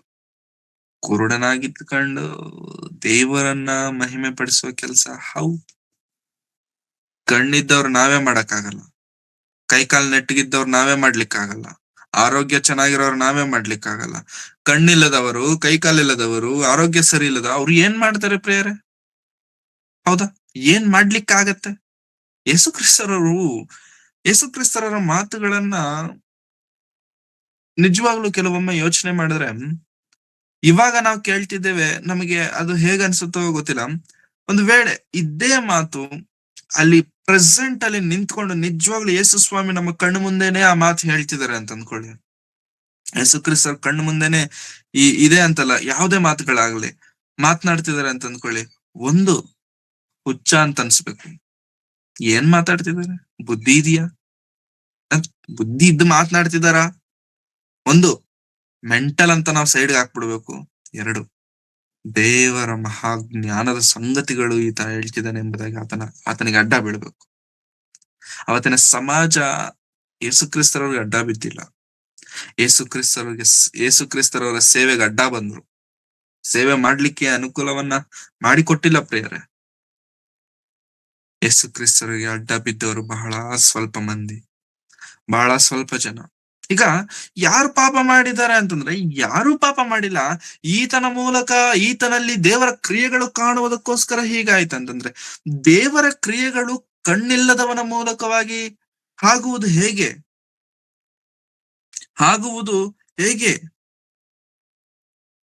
ಪ್ರೇರೆ ಇಮಿಡಿಯೇಟ್ ಆಗಿ ಯೇಸು ಕ್ರಿಸ್ತರು ಏನ್ ಮಾಡ್ತಾರೆ ಗೊತ್ತಾ? ಮಣ್ಣಲ್ಲಿ ಉಗುಳುತ್ತಾರೆ, ಕೆಸರನ್ನ ಮಾಡ್ತಾರೆ, ಆ ಕೆಸರನ್ನ ತೆಗೆದು ಆತನ ಕಣ್ಣಿಗೆ ಹಚ್ತಾರೆ. ಕಣ್ಣಿಗೆ ಹಚ್ಚಿ ಹೇಳ್ತಾರೆ ಅಂತಂದ್ರೆ, ನೀನ್ ಹೋಗ್ಬಿಟ್ಟು ಸಿಲೋವ್ ಕೊಳಕ್ಕೆ ಹೋಗಿ ತೊಳ್ಕೋ ಅಂದನು. ಅಲ್ಲಿಗೆ ಹೋಗಿ ತೊಳ್ಕೊಂಡ ತಕ್ಷಣ ಅವನಿಗೆ ಅವನು ಕಣ್ಣು ಹೊಂದಿದವನಾಗಿ ಬಂದನು. ಅವನು ಕಣ್ಣು ಹೊಂದಿದವನಾಗಿ ಬಂದನು. ಪ್ರಿಯರೇ, ಕಣ್ಣಿಲ್ಲದವನಿಗೆ ಕಣ್ಣು ಬಂತು. ಕಣ್ಣಿಲ್ಲದವನಿಗೆ ಕಣ್ಣು ಬಂತು. ಇದನ್ನು ಆಗ ನೆರೆಹೊರೆಯವರು ಅವನು ಭಿಕ್ಷಕನಾಗಿ 8ನೇ ವಚನ. ಆಗ ನೆರೆಹೊರೆಯವರು ಅವನು ಭಿಕ್ಷಗಾರನಾಗಿದ್ದನ್ನು ಮೊದಲು ನೋಡಿದವರು, ಇವನು ಕೂತಿದ್ದ ಆ ಭಿಕ್ಷಕನಲ್ಲವೇ ಅಂದರು. ಕೆಲವರು ಹೌದು ಅವನೇ ಅಂದರು. ಇನ್ನು ಕೆಲವರು ಅವನಲ್ಲ, ಅವನ ಹಾಗಿದ್ದಾನೆ ಅಂದರು. ಅವನಾದರೆ ನಾನೇ ಅವನು ಅಂದನು. ಆಗ ಅವರು, ನೀನು ನನಗೆ ಕಣ್ಣು ಹೇಗೆ ಬಂದವು ಎಂದು ಅವನನ್ನು ಕೇಳಿದ್ದಕ್ಕೆ ಇವನು, ಯೇಸು ಎಂಬವನಿದ್ದಾನಲ್ಲ, ಅವನು ಕೆಸರು ಮಾಡಿ ನನ್ನ ಕಣ್ಣಿಗೆ ಹಚ್ಚಿ ಸಿಲೋಕೊಳಕ್ಕೆ ಹೋಗಿ ತೊಳ್ಕೊ ಎಂದು ಹೇಳಿದನು. ನಾನು ಹೋಗಿ ತೊಳ್ಕೊಂಡೆನು, ಕಣ್ಣು ಬಂದವು. ಅವರು, ಅವನೆಲ್ಲಿದ್ದಾನೆ ಎಂದು ಅವನನ್ನು ಕೇಳಿದಕ್ಕೆ ಅವನು, ನನಗೆ ಗೊತ್ತಿಲ್ಲ ಅಂದನು. ನನಗೆ ಗೊತ್ತಿಲ್ಲ. ಸರಿ, ಇದಾದ ಮೇಲೆ ಅನೇಕರು ಕಂಡಿದ್ದಾರೆ ಆ ವ್ಯಕ್ತಿನ ಭಿಕ್ಷೆ ಬೇಡುವುದು. ನನಗೆ ಕಣ್ಣಿಲ್ಲ, ನನಗೆ ಧರ್ಮ ಮಾಡಿ, ನನಗೆ ಕಣ್ಣಿಲ್ಲ, ನನಗೆ ಸಹಾಯ ಮಾಡಿ ಎಂಬುದಾಗಿ ಕೈ ಚಾಚಿ ಭಿಕ್ಷೆ ಬೇಡುವುದನ್ನ ಅನೇಕರು ನೋಡಿದ್ದಾರೆ. ಬಟ್ ನಾವು ಆ ಭಿಕ್ಷೆ ಬೇಡುವ ಆತನು ಕಣ್ಣುಳ್ಳವನಾಗಿ ನಡೀತಿದ್ದಾನೆ, ಕಣ್ಣುಳ್ಳವನಾಗಿ ಓಡಾಡ್ತಿದ್ದಾನೆ. ಹೆಂಗಪ್ಪಾ ನಿನಗೆ ಕಣ್ಣು ಬಂತು, ಹೇಗಪ್ಪಾ ನಿನಗೆ ಕಣ್ಣುಗಳು ಬಂದು ಅಂತಂದ್ರೆ, ಯೇಸು ಕ್ರಿಸ್ತನಿದ್ದಾನಲ್ಲ, ಆ ಯೇಸು ಎಂಬವನು ನನಗೆ ಕಣ್ಣುಗಳನ್ನ ಕೊಟ್ಟ. ಎಲ್ಲಿದ್ದಾನೆ ಗೊತ್ತಿಲ್ಲ, ಎಲ್ಲಿದ್ದಾನೆ ಗೊತ್ತಿಲ್ಲ. ಇದಾದ ಮೇಲೇನೆ ಪ್ರಿಯರೇ ಯೇಸು ಸ್ವಾಮಿಯನ್ನ ಕೊಂದು ಬಿಡ್ಬೇಕನ್ನುವಂತ ಆಲೋಚನೆ ಮಾಡ್ತಾರೆ. ಇದಾದ ಮೇಲೇನೆ ಯೇಸು ಕ್ರಿಸ್ತರನ್ನ ಕೊಂದು ಬಿಡ್ಬೇಕೆಂಬುದಾಗಿ ಫರಿಸಾಯರು ಶಾಸ್ತ್ರಿಗಳು ಯೋಚನೆ ಮಾಡ್ತಾರೆ. ಅದು ಬೇರೆ ವಿಷಯ. ಸೊ ಕಣ್ಣಿಲ್ಲದವನನ್ನ ದೇವರು ಯಾಕೆ ಉಂಟು ಮಾಡಿದ್ದಾರೆ ಗೊತ್ತಾ? ದೇವರ ಕ್ರಿಯೆಗಳು, ದೇವರನ್ನ ಮಹಿಮೆ ಪಡಿಸಬೇಕೆಂದು. ಇವತ್ತು ನನ್ನ ಜೀವನದಲ್ಲಿ ಬಲಹೀನತೆ ಇದೆ ಅಂತಂದ್ರೆ ದಯವಿಟ್ಟು ಅರ್ಥ ಮಾಡ್ಕೊಳ್ಳಿ ಪ್ರಿಯರೇ, ಆ ಬಲಹೀನತೆಯಲ್ಲೇ ನಾವು ದೇವರನ್ನು ನಂಬಬೇಕು. ಆ ಬಲಹೀನತೆಯಲ್ಲೇ ದೇವರನ್ನ ನಾವು ಮಹಿಮೆ ಪಡಿಸಬೇಕು. ರೀಸೆಂಟ್ ಟೈಮ್ಸ್ ಅಲ್ಲಿ ಪ್ರಿಯರೇ, ನಾನು ಒಬ್ಬ ತಮಿಳ್ ಸಾಂಗ್ಸ್ ನ ಯೂಶುವಲಿ ನಾನು ನೋಡಲ್ಲ, ಬಟ್ ಅದರಲ್ಲಿ ಒಬ್ರನ್ನ ನಾನು ರೀಸೆಂಟ್ ಆಗಿ ನಾನು ನೋಡಿದೆ. ಅವ್ರ ಹೆಸರು ಮೋಸಸ್ ರಾಜಶೇಖರ್ ಅಂತೇಳಿ, ಪಾಸ್ಟರ್ ಮೋಸಸ್ ರಾಜಶೇಖರ್. ಅವರಿಗೆ ಕಣ್ಣಿಲ್ಲ. ತಮಿಳಲ್ಲಿ ಅದ್ಭುತವಾದಂತಹ ಹಾಡುಗಳನ್ನ ಹಾಡಿದ್ದಾರೆ, ದೇವರ ಹಾಡುಗಳು. ಕಣ್ಣಿಲ್ಲ, ಅದ್ಭುತವಾಗಿ ದೇವರ ಹಾಡುಗಳನ್ನ ಹಾಡಿದ್ದಾರೆ. ಅವರನ್ನ ನೋಡಿದಾಗ ಆಶ್ಚರ್ಯ ಆಯ್ತು, ಅವರನ್ನು ಕುರಿತು ತಿಳಿದುಕೊಂಡಾಗ ಆಶ್ಚರ್ಯ ಆಯ್ತು. ಅಯ್ಯೋ, ಕಣ್ಣಿಲ್ಲ ಈ ಅಪ್ಪನಿಗೆ, ಕಣ್ ಕಾಣಲ್ಲ. ಆದ್ರೂ ಕೂಡ ಅವರು ಹಾಡಿರುವಂತಹ ಹಾಡುಗಳನ್ನ ಕೇಳಿದ್ರೆ ಎಷ್ಟು ಅದ್ಭುತವಾಗಿ ಹಾಡಿದ್ದಾರೆ, ಎಷ್ಟು ಅದ್ಭುತವಾಗಿ ಅದನ್ನ ರಚಿಸಿದ್ದಾರೆ. ಕಣ್ಣಿಲ್ಲ ದೇವ್ರೇ, ನನಗೆ ಯಾಕೆ ದೇವ್ರೆ ಕಣ್ ಕೊಟ್ಟಿಲ್ಲ ಅಂತ ದೇವರನ್ನ ದೂಷಿಸಲಿಲ್ಲ. ಇದು ಸತ್ಯವೇದದಲ್ಲಿ ನಾವು ಓದಿಕೊಂಡಿರುವಂತ ಸಾಕ್ಷಿಗಳಾದರೆ, ಇದು ಸತ್ಯವೇದದಲ್ಲಿ ನಾವು ತಿಳಿದುಕೊಳ್ಳುತ್ತಿರುವಂತ ಸಾಕ್ಷಿಯ ಬದುಕುಗಳಾದರೆ ಪ್ರಿಯರೇ, ನಮ್ಮ ಕಣ್ಣು ಮುಂದೆ ದೇವರು ಇಟ್ಟಿರುವಂತ ಸಾಕ್ಷಿಯ ಬದುಕುಗಳು ಅನೇಕವಿದ್ದಾವೆ. ಪಾಸ್ಟರ್ ಮೋಸಸ್ ರಾಜಶೇಖರ್ ಅವರು ಕಣ್ಣಿಲ್ಲದಿದ್ದರೂ ಕೂಡ ಬರೆದಂತ ಹಾಡುಗಳು ಅನೇಕವಾಗಿದ್ದಾವೆ. ಅವರು ಬರೆದಿರುವಂತ ರಚನೆಗಳು ಅದ್ಭುತವಾಗಿದ್ದಾವೆ. ವೈ? ದೇವರಿಗೋಸ್ಕರ. ಬ್ಲೇಮ್ ಮಾಡ್ಕೊಂಡಿರಬೇಕು ಅಂತಿದ್ರೆ ಬ್ಲೇಮ್ ಮಾಡ್ಕೊಂಡಿರಬಾರ್ದಿತ್ತ? ದೇವರನ್ನ ಕ್ವಶನ್ ಪಾಸ್ಟರ್ ಮೋಸಸ್ ರಾಜಶೇಖರ್ ಇಲ್ಲ, ಇಸ್ ಡೆಡ್. ಬಟ್ ಅವರು ಹಾಡಿರುವಂತ ಹಾಡುಗಳಿನ್ನೂ ನಮ್ಮ ಮಧ್ಯದಲ್ಲಿದ್ದಾವೆ, ಅವ್ರು ಮಾಡಿದಂತ ಕೆಲಸಗಳಿನ್ನೂ ನಮ್ಮ ಮಧ್ಯದಲ್ಲಿದ್ದಾವೆ. ಸೊ ಪಾಸ್ಟರ್ ಮೋಸಸ್ ರಾಜಶೇಖರ್ ಅವರು ಇವಾಗ ನಮ್ಮ ಮಧ್ಯದಲ್ಲಿ ಇಲ್ಲ, ಬಟ್ ಅವ್ರ ಕೆಲಸಗಳಿದಾವೆ. ಅವ್ರು ಹಾಡಿರುವಂತ ಹಾಡುಗಳ ಮೂಲಕವಾಗಿ ಇವತ್ತಿಗೂ ರಕ್ಷಿಸಲ್ಪಡ್ತಿರುವಂತವ್ರು ಅನೇಕರಿದ್ದಾರೆ. ಅವರನ್ನ ಇನ್ಸ್ಪಿರೇಷನ್ ಆಗಿ ತೆಗೆದುಕೊಂಡಂತವ್ರು ಅನೇಕರಿದ್ದಾರೆ. ಅವರಲ್ಲಿ ನಾನೊಬ್ಬ. Yes, I am one of them. ಕಣ್ಣಿಲ್ಲದಿದ್ದರು ಎಷ್ಟು ಅದ್ಭುತವಾಗಿ ದೇವರಿಗೋಸ್ಕರ ನಿಂತಿದ್ದಾರೆ. ಮತ್ತೆ ಇವತ್ತು ನಮ್ಮನ್ನ ನೋಡಿ ಯಾರಾದ್ರೂ ಇನ್ಸ್ಪಿರೇಷನ್ ಆಗ್ತಿದಾರ ಪ್ರಿಯರೇ? ಒಬ್ಬರು. ನಿನ್ನ ಬದುಕನ್ನ ನೋಡಿ, ನೀನು ದೇವರಿಗೋಸ್ಕರ ನಿಂತಿರುವಂತದ್ದನ್ನ ನೋಡಿ, ನೀನು ದೇವರಿಗೋಸ್ಕರ ಬದುಕುತ್ತಿರುವಂತದ್ದನ್ನ ನೋಡಿ, ನಿನ್ನ ಜೀವನವನ್ನ ನೋಡಿ. ಯಾರಾದ್ರೂ ಒಬ್ಬರಾದರೂ ನಿನ್ನ ಹಾಗಿರಬೇಕು ಅಂತ ಅಂದ್ಕೊಂಡ್ರೆ ಯು ಹ್ಯಾವ್ ಬಿನ್ ಸಕ್ಸೀಡೆಡ್. ದೇವರ ಮಹಿಮೆ ನಿನ್ನಲ್ಲಿ ಕಾಣ್ತಿದೆ ಅಂತ ಅರ್ಥ. ನಿನ್ನ ಪರಿಸ್ಥಿತಿಗಳು ದೊಡ್ಡದಲ್ಲ. ನಿನ್ನ ಪರಿಸ್ಥಿತಿಗಳನ್ನು ದೇವರು ಬದಲಾಯಿಸಲಿಕ್ಕೆ ದೇವರಿಗೆ ಸಮಯವು ಹಿಡಿಯೋದೇ ಇಲ್ಲ. ದೇವರು ಚಿಟಿಕೆಯಲ್ಲಿ ಕೆಲಸಗಳನ್ನೆಲ್ಲ ಮಾಡಿಸ್ಬಿಡ್ತಾರೆ. ನಿನ್ನ ಪರಿಸ್ಥಿತಿಗಳನ್ನ ಬದಲಾಯಿಸಲಿಕ್ಕೆ ದೇವರು ಒಂದು ಕ್ಷಣ ಮಾತ್ರದಲ್ಲಿ ಎಲ್ಲವನ್ನ ಬದಲಾಯಿಸೋದಕ್ಕೆ ದೇವರು ಶಕ್ತನ. ಬಟ್ ಯಾಕೆ ದೇವರು ಮಾಡಲ್ಲ ಅಂತಂದ್ರೆ, ದೇವರು ಮಾಡಲ್ಲ. ಯಾಕೆ ದೇವರು ಮಾಡಲ್ಲ? ನಿನ್ನಿಂದ ಆಗತ್ತಲ್ಲ, ಮಾಡ್ಬೋದಲ್ವಾ ಅಂತಂದ್ರೆ ಮಾಡಲ್ಲ. ಯಾಕಾಗುತ್ತಾ? ನೀನು ಇದ್ದ ಸ್ಥಿತಿಯಲ್ಲೇ ನನ್ನನ್ನು ಮಹಿಮೆ ಪಡಿಸು. ನೀನು ಯಾವ ಸ್ಥಿತಿಯಲ್ಲಿದ್ದೀಯೋ, ಯಾವ ಪರಿಸ್ಥಿತಿಯಲ್ಲಿ ನಾನು ನಿನ್ನನ್ನು ಕರೆದಿದ್ದೇನೋ, ಯಾವ ಪರಿಸ್ಥಿತಿಯಲ್ಲಿ ನಾನು ನಿನ್ನನ್ನು ಆರಿಸಿಕೊಂಡಿದ್ದೇನೋ, ಆ ಸ್ಥಿತಿಯಲ್ಲೇ ನನಗೋಸ್ಕರ ನೀನು ಮಾಡು. ಆ ಸ್ಥಿತಿಯಲ್ಲೇ ನನಗೋಸ್ಕರ ನೀನು ನಿಲ್ಲು. ಈ ದಿನ ಪ್ರೇರೆ, ಈ ಮಾತುಗಳನ್ನ ಕೇಳುತ್ತಿರುವಂತ ನಮ್ಮ ಪರಿಸ್ಥಿತಿಗಳು ಹೇಗಿದ್ದಾವೋ ನಮಗೆ ಗೊತ್ತು. ನನಗ್ ಗೊತ್ತಿಲ್ಲ. ಕೆಲವೊಬ್ರು ಅನಾರೋಗ್ಯದಿಂದ ಇರಬಹುದು, ಕೆಲವೊಬ್ರು ಸಾಲದ ಸಮಸ್ಯೆಗಳಲ್ಲಿರಬಹುದು, ಒಬ್ಬೊಬ್ರು ಒಂದೊಂದು ರೀತಿಯಾದಂತಹ ಪರಿಸ್ಥಿತಿಗಳಲ್ಲಿರಬಹುದು. ಬಟ್ ಕರೆದ ಆತನು ನಂಬಿಗಸ್ತನೆ ಎನ್ನುವಂತ ಮಾತು ಸತ್ಯವಾದ ಮಾತು. ದೇವರನ್ನ ಮಹಿಮೆ ಪಡಿಸೋದಕ್ಕೆ ನಿಲ್ಲಿ. ದೇವರನ್ನು ಅರ್ಥ ಮಾಡಿಕೊಳ್ಳೋದಕ್ಕೆ ಪ್ರಯತ್ನ ಮಾಡಿ. ಯಾವಾಗ ಹೋಗ್ತೇವೋ ಗೊತ್ತಿಲ್ವಲ್ಲ, ಯಾವಾಗ ಈ ಲೋಕವನ್ನ ಬಿಡ್ತೇವೋ ನಮಗೆ ಗೊತ್ತಿಲ್ವಲ್ಲ. ಬಿಡುವುದರೊಳಗಾಗಿ ಕೆಲವರನ್ನಾದರೂ ದೇವರ ಬಳಿಯಲ್ಲಿ ನೆಲೆಸೋದಕ್ಕೆ ಪ್ರಯತ್ನಿಸಿ. ಅದಕ್ಕಿಂತ ಶ್ರೇಷ್ಠವಾದಂತ ಭಾಗ್ಯ ಈ ಭೂಮಿಯ ಮೇಲೆ ಬೇರೆ ಯಾವುದು ಇರೋದಿಲ್ಲ ಪ್ರಿಯರೇ. ಅದಕ್ಕಿಂತ ಶ್ರೇಷ್ಠ ಭೂಮಿಯ ಮೇಲೆ ಯೇಸು ಕ್ರಿಸ್ತರವರು ಗರ್ವದಿಂದ ಹೇಳುತ್ತಿರುವಂತ ಮಾತು ಪ್ರಿಯರೇ. ದೇವರೇ, ನೀನು ನನಗೆ ಕೊಟ್ಟ ಕೆಲಸವನ್ನ ನಾನು ಸಂಪೂರ್ಣವಾಗಿ ನಾನು ನೆರವೇರಿಸಿ ಭೂಮಿಯಲ್ಲಿ ನಿನ್ನನ್ನು ಮಹಿಮೆ ಪಡಿಸಬೇಕಾಗಿರುವಂತದ್ದು ಭೂಮಿಯ ಮೇಲೆ. ದೇವರನ್ನ ಘನಪಡಿಸಬೇಕಾಗಿರುವಂತದ್ದು ಭೂಮಿಯ ಮೇಲೆ. ದೇವರ ನಾಮಕ್ಕೆ ಮಹಿಮೆ ತರಬೇಕಾಗಿರುವಂತ ಕೆಲಸಗಳನ್ನ ಮಾಡಬೇಕಾಗಿರುವಂತದ್ದು ಭೂಮಿಯ ಮೇಲೆ, ಎಲ್ಲೋ ಅಲ್ಲ. ಭೂಮಿಯನ್ನು ಬಿಟ್ಟ ನಂತರ ದೇವರನ್ನ ಮಹಿಮೆ ನೋ ಇಲ್ಲ, ಪರಿಸ್ಥಿತಿ ಇಲ್ಲ. ನೀನು ದೇವರನ್ನ ಮಹಿಮೆ ಪಡಿಸಬೇಕಂತ ಅಂದ್ಕೊಳ್ತಿದ್ಯಾ? ಭೂಮಿಯ ಮೇಲೆ. ದೇವರಿಗೆ ಘನತೆ ತರಬೇಕಂತ ಭೂಮಿಯ ಮೇಲೆ. ನೀನ್ ಏನೇ ಮಾಡ್ಬೇಕಂತ ಅಂದ್ಕೋ, ಭೂಮಿಯ ಮೇಲೇನೆ ಮಾಡಬೇಕು. ಮಾಡ್ತಿದ್ದೇವಾ? ಅಥವಾ ನಮ್ಮ ಪರಿಸ್ಥಿತಿಗಳನ್ನ ನೋಡ್ಕೊಂಡು ಪ್ರೇರೆ ನಿಜವಾಗ್ಲೂ ದೇವರನ್ನ ಪ್ರತಿ ಬಾರಿ ಕ್ವಶನ್ ಮಾಡ್ಕೊಂಡೆ ನಾವು ಇದ್ಬಿಡ್ತೇವ? ಪ್ರೇರೆ, ದೇವರ ಪರಿಸ್ಥಿತಿಗಳನ್ನ ದಯವಿಟ್ಟು ನಿಮ್ಮ ಪರಿಸ್ಥಿತಿಗಳನ್ನ ಯಾವತ್ತು ಮೇನ್ ಸ್ಟ್ರೀಮ್ ಆಗಿ ಇಡ್ಲಿಕ್ಕೆ ಹೋಗ್ಬೇಡಿ. ಮೊದಲನೇ ಸ್ಥಾನದಲ್ಲಿ ಇಡ್ಲಿಕ್ಕೆ ಹೋಗ್ಬೇಡಿ.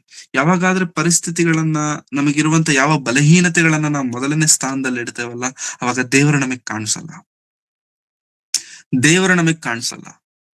ಅರ್ಥ ಮಾಡ್ಕೊಳ್ಳೋಣ. ದಾವೀದನು ಕುರುಬನು ಪ್ರಿಯರೇ. ಕುರುಬನು ಅಂತಂದ್ರೆ ಕುರಿಗಳನ್ನ ಮೇಯಿಸಿದ್ದಾನೆ. ನಾನ್ ಕೇಳ್ತೇನೆ, ದಾವೀದನು ಕುರುಬನ ಕೆಲಸ ಯಾಕೆ ಮಾಡ್ಬೇಕು? ಕುರಿಗಳನ್ನ ಯಾಕೆ ಮೇಯಿಸ್ಬೇಕು?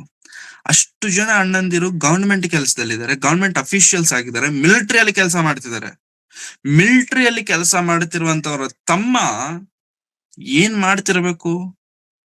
ಒಂದು ಓದ್ತಿರ್ಬೇಕು, ಅಥವಾ ಮಿಲಿಟರಿಗೋಸ್ಕರ ಟ್ರೈ ಮಾಡಬೇಕು. ಏನ್ ಮಾಡ್ತಿದ್ದಾನೆ? ಕುರಿಗಳನ್ನ ಮೇಯಿಸ್ತಿದ್ದಾನೆ. ನನ್ನನ್ನು ಯಾಕೆ ದೇವರೇ ನಮ್ಮ ಅಣ್ಣಂದಿರ ತರ ಒಳ್ಳೆ ಪೊಸಿಷನ್ ಅಲ್ಲಿ ನೀನ್ ಇಟ್ಟಿಲ್ಲ? ನನ್ನನ್ನು ಯಾಕೆ ದೇವರೇ ನಮ್ಮ ಅಣ್ಣಂದಿರ ತರ ನೀನ್ ಆಶೀರ್ವದಿಸಲಿಲ್ಲ? ನನ್ನನ್ನು ಯಾಕೆ ದೇವರೇ ಹಿಂಗ್ ಮಾಡ್ಬಿಟ್ಟಿದ್ಯಾ? ಕುರಿಗಳ ಮಧ್ಯದಲ್ಲಿ ಇಟ್ಬಿಟ್ಟಿದ್ಯಾ? ಯಾವತ್ತಾದ್ರೂ ಪ್ರಾರ್ಥನೆ ಮಾಡಿದ್ರ ಪ್ರಿಯರೇ? ಏನಂತ ಕಿನ್ನರ ಹಿಡಿದುಕೊಂಡು, ದೇವರೇ, ಈ ಕುರಿಗಳನ್ನ ನೋಡ್ತಿದ್ರೆ ನಾನೇ ನೆನಪಾಗ್ತಿದ್ದೇನೆ. ನನ್ನನ್ನು ನೀನು ಹೀಗೆ ನಡೆಸ್ತಿದೀಯಲ್ಲ. ಅವುಗಳಿಗೆ ದಾಹ ಆದಾಗ ನೀರಿನ ಹತ್ರ ನಾನು ಕರ್ಕೊಂಡು ಹೋಗ್ತೇನೆ. ನನಗೂ ಕೂಡ ದಾಹ ಆದಾಗ ನನ್ನನ್ನು ನೀರಿನ ಹತ್ರ ಕರ್ಕೊಂಡು ಹೋಗ್ತಿದ್ಯಾ. ಹಸಿರು ಗಾವಲುಗಳಲ್ಲಿ ನನ್ನನ್ನು ನೀನು ತಂಗಿಸುತ್ತಿದ್ದೀಯಾ ಅಂತ ದೇವರನ್ನ ಮಹಿಮೆ ಪಡಿಸೋದನ್ನೇ ಮಾಡ್ತಿದ್ದಾನೆ ಬಿಟ್ಟು, ದಾವೀದನು ದೇವರನ್ನ ಯಾವತ್ತೂ ಕೂಡ ಪ್ರಿಯರೇ, ಆತನ ಪರಿಸ್ಥಿತಿಯನ್ನ ಕಂಡು ಯಾವತ್ತು ದೇವರನ್ನ ದೂಷಿಸಿದಂತ ಸಂದರ್ಭ ಇಲ್ಲ ಪ್ರಿಯರೇ. ಹಾಗಂತ ದೇವರು ಮರೆತು ಬಿಟ್ರ? ಇಲ್ಲ. ಒಂದು ಸಮಯ ಬಂತು, ದಾವೀದನ್ ಅಂದುಕೊಂಡಿಲ್ಲ ನಾನು ಈ ಪರಿಸ್ಥಿತಿಗೆ ಹೋಗ್ತೇನೆ ಅಂತ. ದೇವರ ಆ ಸ್ಥಾನದಲ್ಲಿ ದೇವರಿಟ್ರು. ಆ ಸ್ಥಾನಗಳಲ್ಲಿ ದೇವರಿಟ್ರು. ಯಾಕಂತಂದ್ರೆ ದಾವೀದನು ಅಲ್ಲಿ ಪರಿಸ್ಥಿತಿಯನ್ನ ನೋಡಿಲ್ಲ, ಅಲ್ಲಿ ನೋಡಿರುವಂತದ್ದು ದೇವರನ್ನ. ಇದನ್ನ ಪ್ರಿಯರೇ, ನಮ್ಮ ಪರಿಸ್ಥಿತಿನ ಯಾವತ್ತು ನೋಡ್ಲಿಕ್ಕೆ ಹೋಗ್ಬೇಡಿ. Seek God. ದೇವರನ್ನ ನೋಡಿ, ದೇವರು ಬೇಕು ಅಂತ ಕೇಳ್ಕೊಳ್ಳಿ. God can do miracles. ದೇವರಿಗೆ ನಮ್ಮ ಪರಿಸ್ಥಿತಿ, ನಮಗಿರುವಂತ ಅನಾರೋಗ್ಯ, ನಮ್ಮಲ್ಲಿರುವಂತ ಬಲಹೀನತೆಗಳನ್ನ ತೆಗಿಲಿಕ್ಕೆ ದೊಡ್ಡ ವಿಷಯನೇ ಅಲ್ಲ. ಆ ಮೋಸಸ್ ರಾಜಶೇಖರ್ ಅವರಿಗೆ ಆ ಕಣ್ಣನ್ನ ಕೊಡೋದಕ್ಕೆ ದೇವರಿಗೆ ದೊಡ್ಡ ವಿಷಯನ ಹೇಳಿ? ದೇವರ್ ಇಷ್ಟು ಪ್ರಾರ್ಥನೆ ಮಾಡಿ, ಇಷ್ಟು ಆರಾಧನೆ ಮಾಡಿ, ಇಷ್ಟು ಸೇವೆ ಮಾಡ್ತಿರುವಂತ ಅವರಿಗೆ ದೇವರು ಯಾಕೆ ಕಣ್ಣು ಕೊಟ್ಟಿಲ್ಲ? Because he is something special. He is something special. ಅದಕ್ಕೆ ಎಲ್ಲವನ್ನು ಸಹಿಸಿಕೊಂಡಿದ್ದ, ಎಲ್ಲವನ್ನು ಸಹಿಸಿಕೊಂಡಿದ್ದ. ಒಬ್ಬ ಚಿಕ್ಕ ಹುಡುಗ, 11, 12, 13 ವರ್ಷದ ಹುಡುಗ, ಕ್ಯಾನ್ಸರ್. ಒಂದು ವ್ಯಕ್ತಿ ಕೇಳ್ತಾನೆ, ನಿನಗೆ ಕ್ಯಾನ್ಸರ್ ಇದೆಯಲ್ಲ, ದೇವರನ್ನ ಕ್ವಶನ್ ಮಾಡ್ತೀಯ ನೀನು, ದೇವರನ್ನ ಬೈತೀಯ ಅಂತ ಕೇಳಿದಾಗ ಹುಡುಗ ಹೇಳ್ತಾನೆ, ನೋ, ಬೈಯಲ್ಲ. ಮತ್ತೆ ದೇವರೇ ತಾನೇ ನಿನಗೆ ಪರ್ಮಿಷನ್ ಕೊಟ್ಟಿದ್ದು. ದೇವ್ರ ಪರ್ಮಿಷನ್ ಕೊಟ್ಟಿದ್ದಕ್ಕೆ ತಾನೇ ನಿನಗೆ ಇಷ್ಟು ರೋಗ, ಇಷ್ಟು ನೋವು, ಇಷ್ಟು ದುಃಖ ನಿನಗಿರೋದು. ಮತ್ತೆ ದೇವ್ರನ್ನ ನೀನ್ ಕೇಳಲ್ವಾ? ದೇವ್ರ ಮೇಲೆ ನಿನಗ್ ಕೋಪ ಇಲ್ವಾ? ದೇವ್ರನ್ನ ನೀನ್ ಅಸಹ್ಯ ಮಾಡ್ಕೊಳಲ್ವಾ ಅಂತಂದ್ರೆ ಇಲ್ಲ. ಯಾಕೆ ಅಂತ ಕೇಳಿದ್ರೆ ಆ ಹುಡುಗ 12, 13 ವರ್ಷ ಇರುವಂತ ಹುಡುಗ ಏನ್ ಹೇಳ್ತಾನೆ ಗೊತ್ತಾ? ನಾನು ಸ್ಪೆಷಲ್, ಐ ಆಮ್ ಸ್ಪೆಷಲ್. ನಾನು ಸ್ಪೆಷಲ್ ಆಗಿರೋದ್ರಿಂದ ದೇವರನ್ನ ನಾನು ಆರಿಸಿಕೊಂಡಿದ್ದಾರೆ. ಐ ಆಮ್ ಸೆಲೆಕ್ಟೆಡ್ ಪರ್ಸನ್ ಅಂತ ಹೇಳಿ. ನಾನು ಸೆಲೆಕ್ಟೆಡ್, ನಾನು ಸ್ಪೆಷಲ್ ಆಗಿರೋದ್ರಿಂದಾನೇ ಇಷ್ಟು ನೋವನ್ನ ದೇವರು ನನಗೆ ಕೊಟ್ಟಿದ್ದಾರೆ. ಇದೇ ನೋವು ಬೇರೆಯವ್ರಿಗೆ ಕೊಟ್ಟಿದ್ರೆ ಬೇರೆಯವ್ರು ತಡ್ಕೊಳಕ್ ಆಗ್ತಿರ್ಲಿಲ್ಲ. ದೇವ್ರು ನನಗೆ ಈ ನೋವು ಕೊಟ್ಟಿದ್ದಾರೆ, ನಾನ್ ತಡ್ಕೊಳಕ್ಕೆ ನನ್ನಿಂದ ಆಗುತ್ತೆ ಅಂತ. Because I am special, because I am chosen. ದೇವರಿಗೆ ನಿಮ್ಮ ಪರಿಸ್ಥಿತಿ, ನಮ್ಮ ಪರಿಸ್ಥಿತಿ ಗೊತ್ತು. ದೇವರಿಗೆ ನಮ್ಮ ಸ್ಥಿತಿಗತಿಗಳು ಗೊತ್ತು. ನೀವು ಸಹಿಸಬಹುದಾದಷ್ಟನ್ನೇ ನಾನು ಕೊಡ್ತೇನೆ. ಅದರಿಂದ ತಪ್ಪಿಸಿಕೊಳ್ಳುವ ಮಾರ್ಗವನ್ನು ಕೂಡ ನಾನು ತೋರಿಸ್ತೇನೆ. 12, 13 ವರ್ಷ ಇರುವಂತ ಹುಡುಗನಿಗೆ ದೇವರ ಮೇಲಿದ್ದಂತಹ ಭಕ್ತಿ ಅಂತಂದ್ರೆ ಐ ಆಮ್ ಸ್ಪೆಷಲ್. ದೇವರನ್ನ ನಾನು ದೂಷಿಸ್ಲಿಕ್ಕೆ ಹೋಗಲ್ಲ. ದೇವರನ್ನ ನಾನು ಆರಿಸಿಕೊಂಡಿದ್ದಾರೆ. ಸತ್ಯ. ಒಮ್ಮೆ ಆ ಬದುಕುಗಳನ್ನ ನೋಡೋಣ ಪ್ರೇರೆ, ಒಮ್ಮೆ ಆ ಜೀವನಗಳನ್ನ ನೋಡೋಣ. తెలుగులో ಹೇಳ್ತಾರೆ, కాకిలాగా కలకాలం బ్రతకడం కంటే హంసలాగా కొద్ది కాలం బ్రతకడం ಮೇಲು ಅಂತ. ಅಂದ್ರೆ ಕಾಗೆ ತರ ಕಾವ್ ಅನ್ಕೊಂಡು ಜೀವನ ಪೂರ್ತಿ ಬದುಕೋದಕ್ಕಿಂತ ಹಂಸ ತರ ಕೆಲವು ದಿನಗಳು ಬದುಕಿದ್ರು ಹಂಸದ ಹಾಗೆ ಬದುಕಬೇಕಂತ. ದಿನಪ್ರಿಯರೇ, ನಾವು ದೇವರಿಗೆ ಮಹಿಮೆ ತರದೆ ಬದುಕಿದಂತ ಬದುಕುಗಳು ಎಷ್ಟು ದಿನವಿದ್ದರೂ ಪ್ರಯೋಜನವಿಲ್ಲ. ದೇವರಿಗೆ ಮಹಿಮೆ ತರುವಂತ ದಿನ ಒಂದು ದಿನ ಬದುಕಿದರು ಅದು ಶ್ರೇಷ್ಠವಾದಂತ ಬದುಕಾಗುತ್ತೆ. ದೇವರಿಗೋಸ್ಕರ ಪಶ್ಚಾತ್ತಾಪ ಪಡುವಂತ ದಿನ ಒಂದು ದಿನ ಬದುಕಿದರು ಶ್ರೇಷ್ಠವಾದಂತ ಬದುಕಾಗುತ್ತೆ.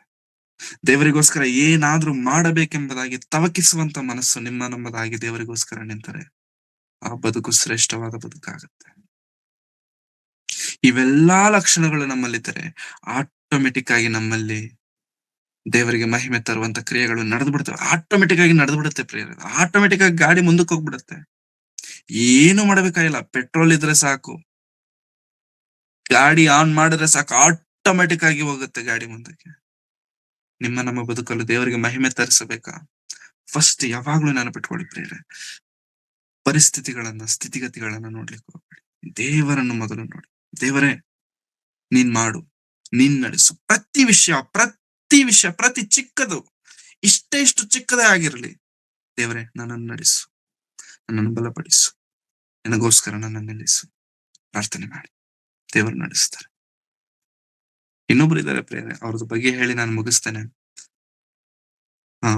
ರಮೇಶ್ ಅಂತ ಹೇಳಿ ಆಂಧ್ರದಲ್ಲಿ ಇರ್ತಾರೆ, ಸ್ವಲ್ಪ ಹೈಟ್ ಕಡಿಮೆ. ಅವರು ಫಿಸಿಕಲಿ ಹ್ಯಾಂಡಿಕ್ಯಾಪ್ ಪರ್ಸನ್. ಫಿಸಿಕಲಿ ಅವ್ರಿಗೆ ಹ್ಯಾಂಡಿಕ್ಯಾಪ್ಟ್ ಪರ್ಸನ್. ಆಲ್ರೆಡಿ ಹೇಳಿದ್ದೇನೆ, ಸುಮಾರು ಸತಿ ಹೇಳಿದ್ದೇನೆ, ನಾನು ಮತ್ತೆ ಹೇಳೋದಕ್ಕೆ ಇಷ್ಟಪಡ್ತೇನೆ. ಬ್ಯಾಗ್ ತಗೊಳಕೊಳ್ತಾರೆ, ಅದ್ರಲ್ಲಿ ಬ್ಯಾಗ್ ತುಂಬಾ ಪಾಂಪ್ಲೆಟ್ಸ್ ಇಟ್ಕೊಂಡಿರ್ತಾರೆ, ಸುವಾರ್ತೆಯ ಕರಪತ್ರಿಕೆಗಳನ್ನ ಇಟ್ಕೊಂಡಿರ್ತಾರೆ. ಬಸ್ ಸ್ಟಾಪ್ಗಳು, ರೈಲ್ವೆ ಸ್ಟೇಷನ್ಗಳು, ಜನರಿರುವಂತ ಸ್ಥಳಗಳಲ್ಲಿ ಆ ಪಾಂಪ್ಲೆಟ್ಸ್ ನ ಹಂಚ್ತಾ ಇರ್ತಾರೆ. ಯೇಸು ಸ್ವಾಮಿ ನಂಬ್ಕೊಳ್ಳಿ, ಯೇಸು ಸ್ವಾಮಿ ನಂಬ್ಕೊಳ್ಳಿ, ಯೇಸು ಸ್ವಾಮಿ ನಂಬ್ಕೊಳ್ಳಿ. ಏನ್ ಕೆಲಸ ಮಾಡಲ್ಲ, ಏನು ಮಾಡಲ್ಲ.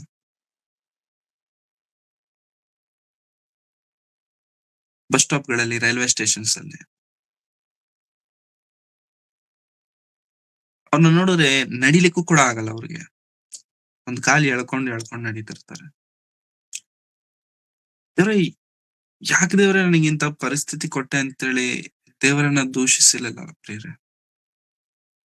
ನಾನು ಯಾಕೆ ಹೇಳ್ತಿದ್ದೇನೆ ಅರ್ಥ ದೇವರನ್ನ ದೂಷಿಸಲಿಲ್ಲ. ನಾನ್ ಮಾಡಬೇಕು. ನನಗೋಸ್ಕರ ಪ್ರಾಣವನ್ನೇ ಯೇಸು ಸ್ವಾಮಿ ಕೊಟ್ಟ ಮೇಲೆ ನಾನು ಈ ಚಿಕ್ಕ ಕೆಲಸ ಮಾಡ್ಲಿಕ್ಕೆ ಆಗಲ್ವಾ? ನನಗೋಸ್ಕರವಾಗಿ ತಾನಿದ್ದಂತ ಮಹಿಮೆಯನ್ನೇ ಕ್ರಿಸ್ತನು ಬಿಟ್ಟ ಬಂದ ಮೇಲೆ ನಾನು ಆತನ ಸುವಾರ್ತೆನ ಸುಮ್ಮನೆ ಕೂತ್ಕೊಂಡ್ರೆ ಆಗಲ್ವಲ್ಲ ಅಂತ ಹೇಳಿ ಮನೆ ಬಿಟ್ಟು ಎಲ್ಲಾ ಬಿಟ್ಟು ಒಂದೇ ಒಂದು ಬ್ಯಾಗ್ ತಗಲಾಕೊಂಡು ಒಂದ್ ಜೊತೆ ಬಟ್ಟೆ, ಅವ್ರಿಗೆ ಬೇಕಾಗಿರುವಂತ ಚಿಕ್ಕ ಚಿಕ್ಕ ವಸ್ತುಗಳು ಆ ಬ್ಯಾಗಲ್ಲೇ ಪೂರ್ತಿ ಅವರ ಜೀವನ ಇರೋದೇ ಆ ಬ್ಯಾಗಲ್ಲಿ. ಕರಪತ್ರಿಕೆಗಳು ಇಟ್ಕೊಂಡು ಸಿಕ್ಕಿದವ್ರಿಗೆಲ್ಲ ಸುವಾರ್ತೆ ಸಾರ್ತಿರ್ತಾರೆ. ಅಂತವ್ರನ್ನ ಅಂತವ್ರು ಅಂತವ್ರನ್ನ ದೇವ್ರಿಗೆ ಯಾಕೆ ಇಟ್ಟಿರ್ತಾರೆ ಗೊತ್ತಾ ಪ್ರಿಯರೇ? ಅಂತವ್ರು ನಮ್ ಕಣ್ಣಿಗೆ ಬೀಳಲ್ಲ. ಹೇಳ್ತೀನಿ ಕೇಳಿ. ಅಂತವ್ರು ನಮ್ಮ ಕಣ್ಣಿಗೆ ಕಾಣಿಸಲ್ಲ. ಎಂತವ್ರು ಕಾಣಿಸ್ತಾರೆ ಗೊತ್ತಾ? ಎಂತವ್ರು ದೊಡ್ಡ ದೊಡ್ಡ ಸೇವಕರು ನಮ್ಮ ಕಣ್ಣಿಗೆ ಕಾಣಿಸ್ತಾರೆ. ಯಾಕೆ ಗೊತ್ತಾ? ಅವ್ರನ್ನೇ ನಾವು ನೋಡ್ತೇವೆ. ಅವ್ರು ನೋಡೋದಕ್ಕೆ ನಾವು ಇಷ್ಟಪಡ್ತೇವೆ. ಇಂಥವ್ರು ಇದಾರೆ ಅನ್ನೋ ವಿಷಯನೂ ಕೂಡ ನಮಗ್ ಗೊತ್ತಿರಲ್ಲ. ಪ್ಲೀಸ್, ಇಂಥವ್ರನ್ನ ನೋಡಿ. ಇಂಥವ್ರನ್ನ ಕಂಡ್ರೇನೆ ದೇವ್ರ ಮೇಲೆ ನಮಗ್ ಭಕ್ತಿ ಬರುತ್ತೆ.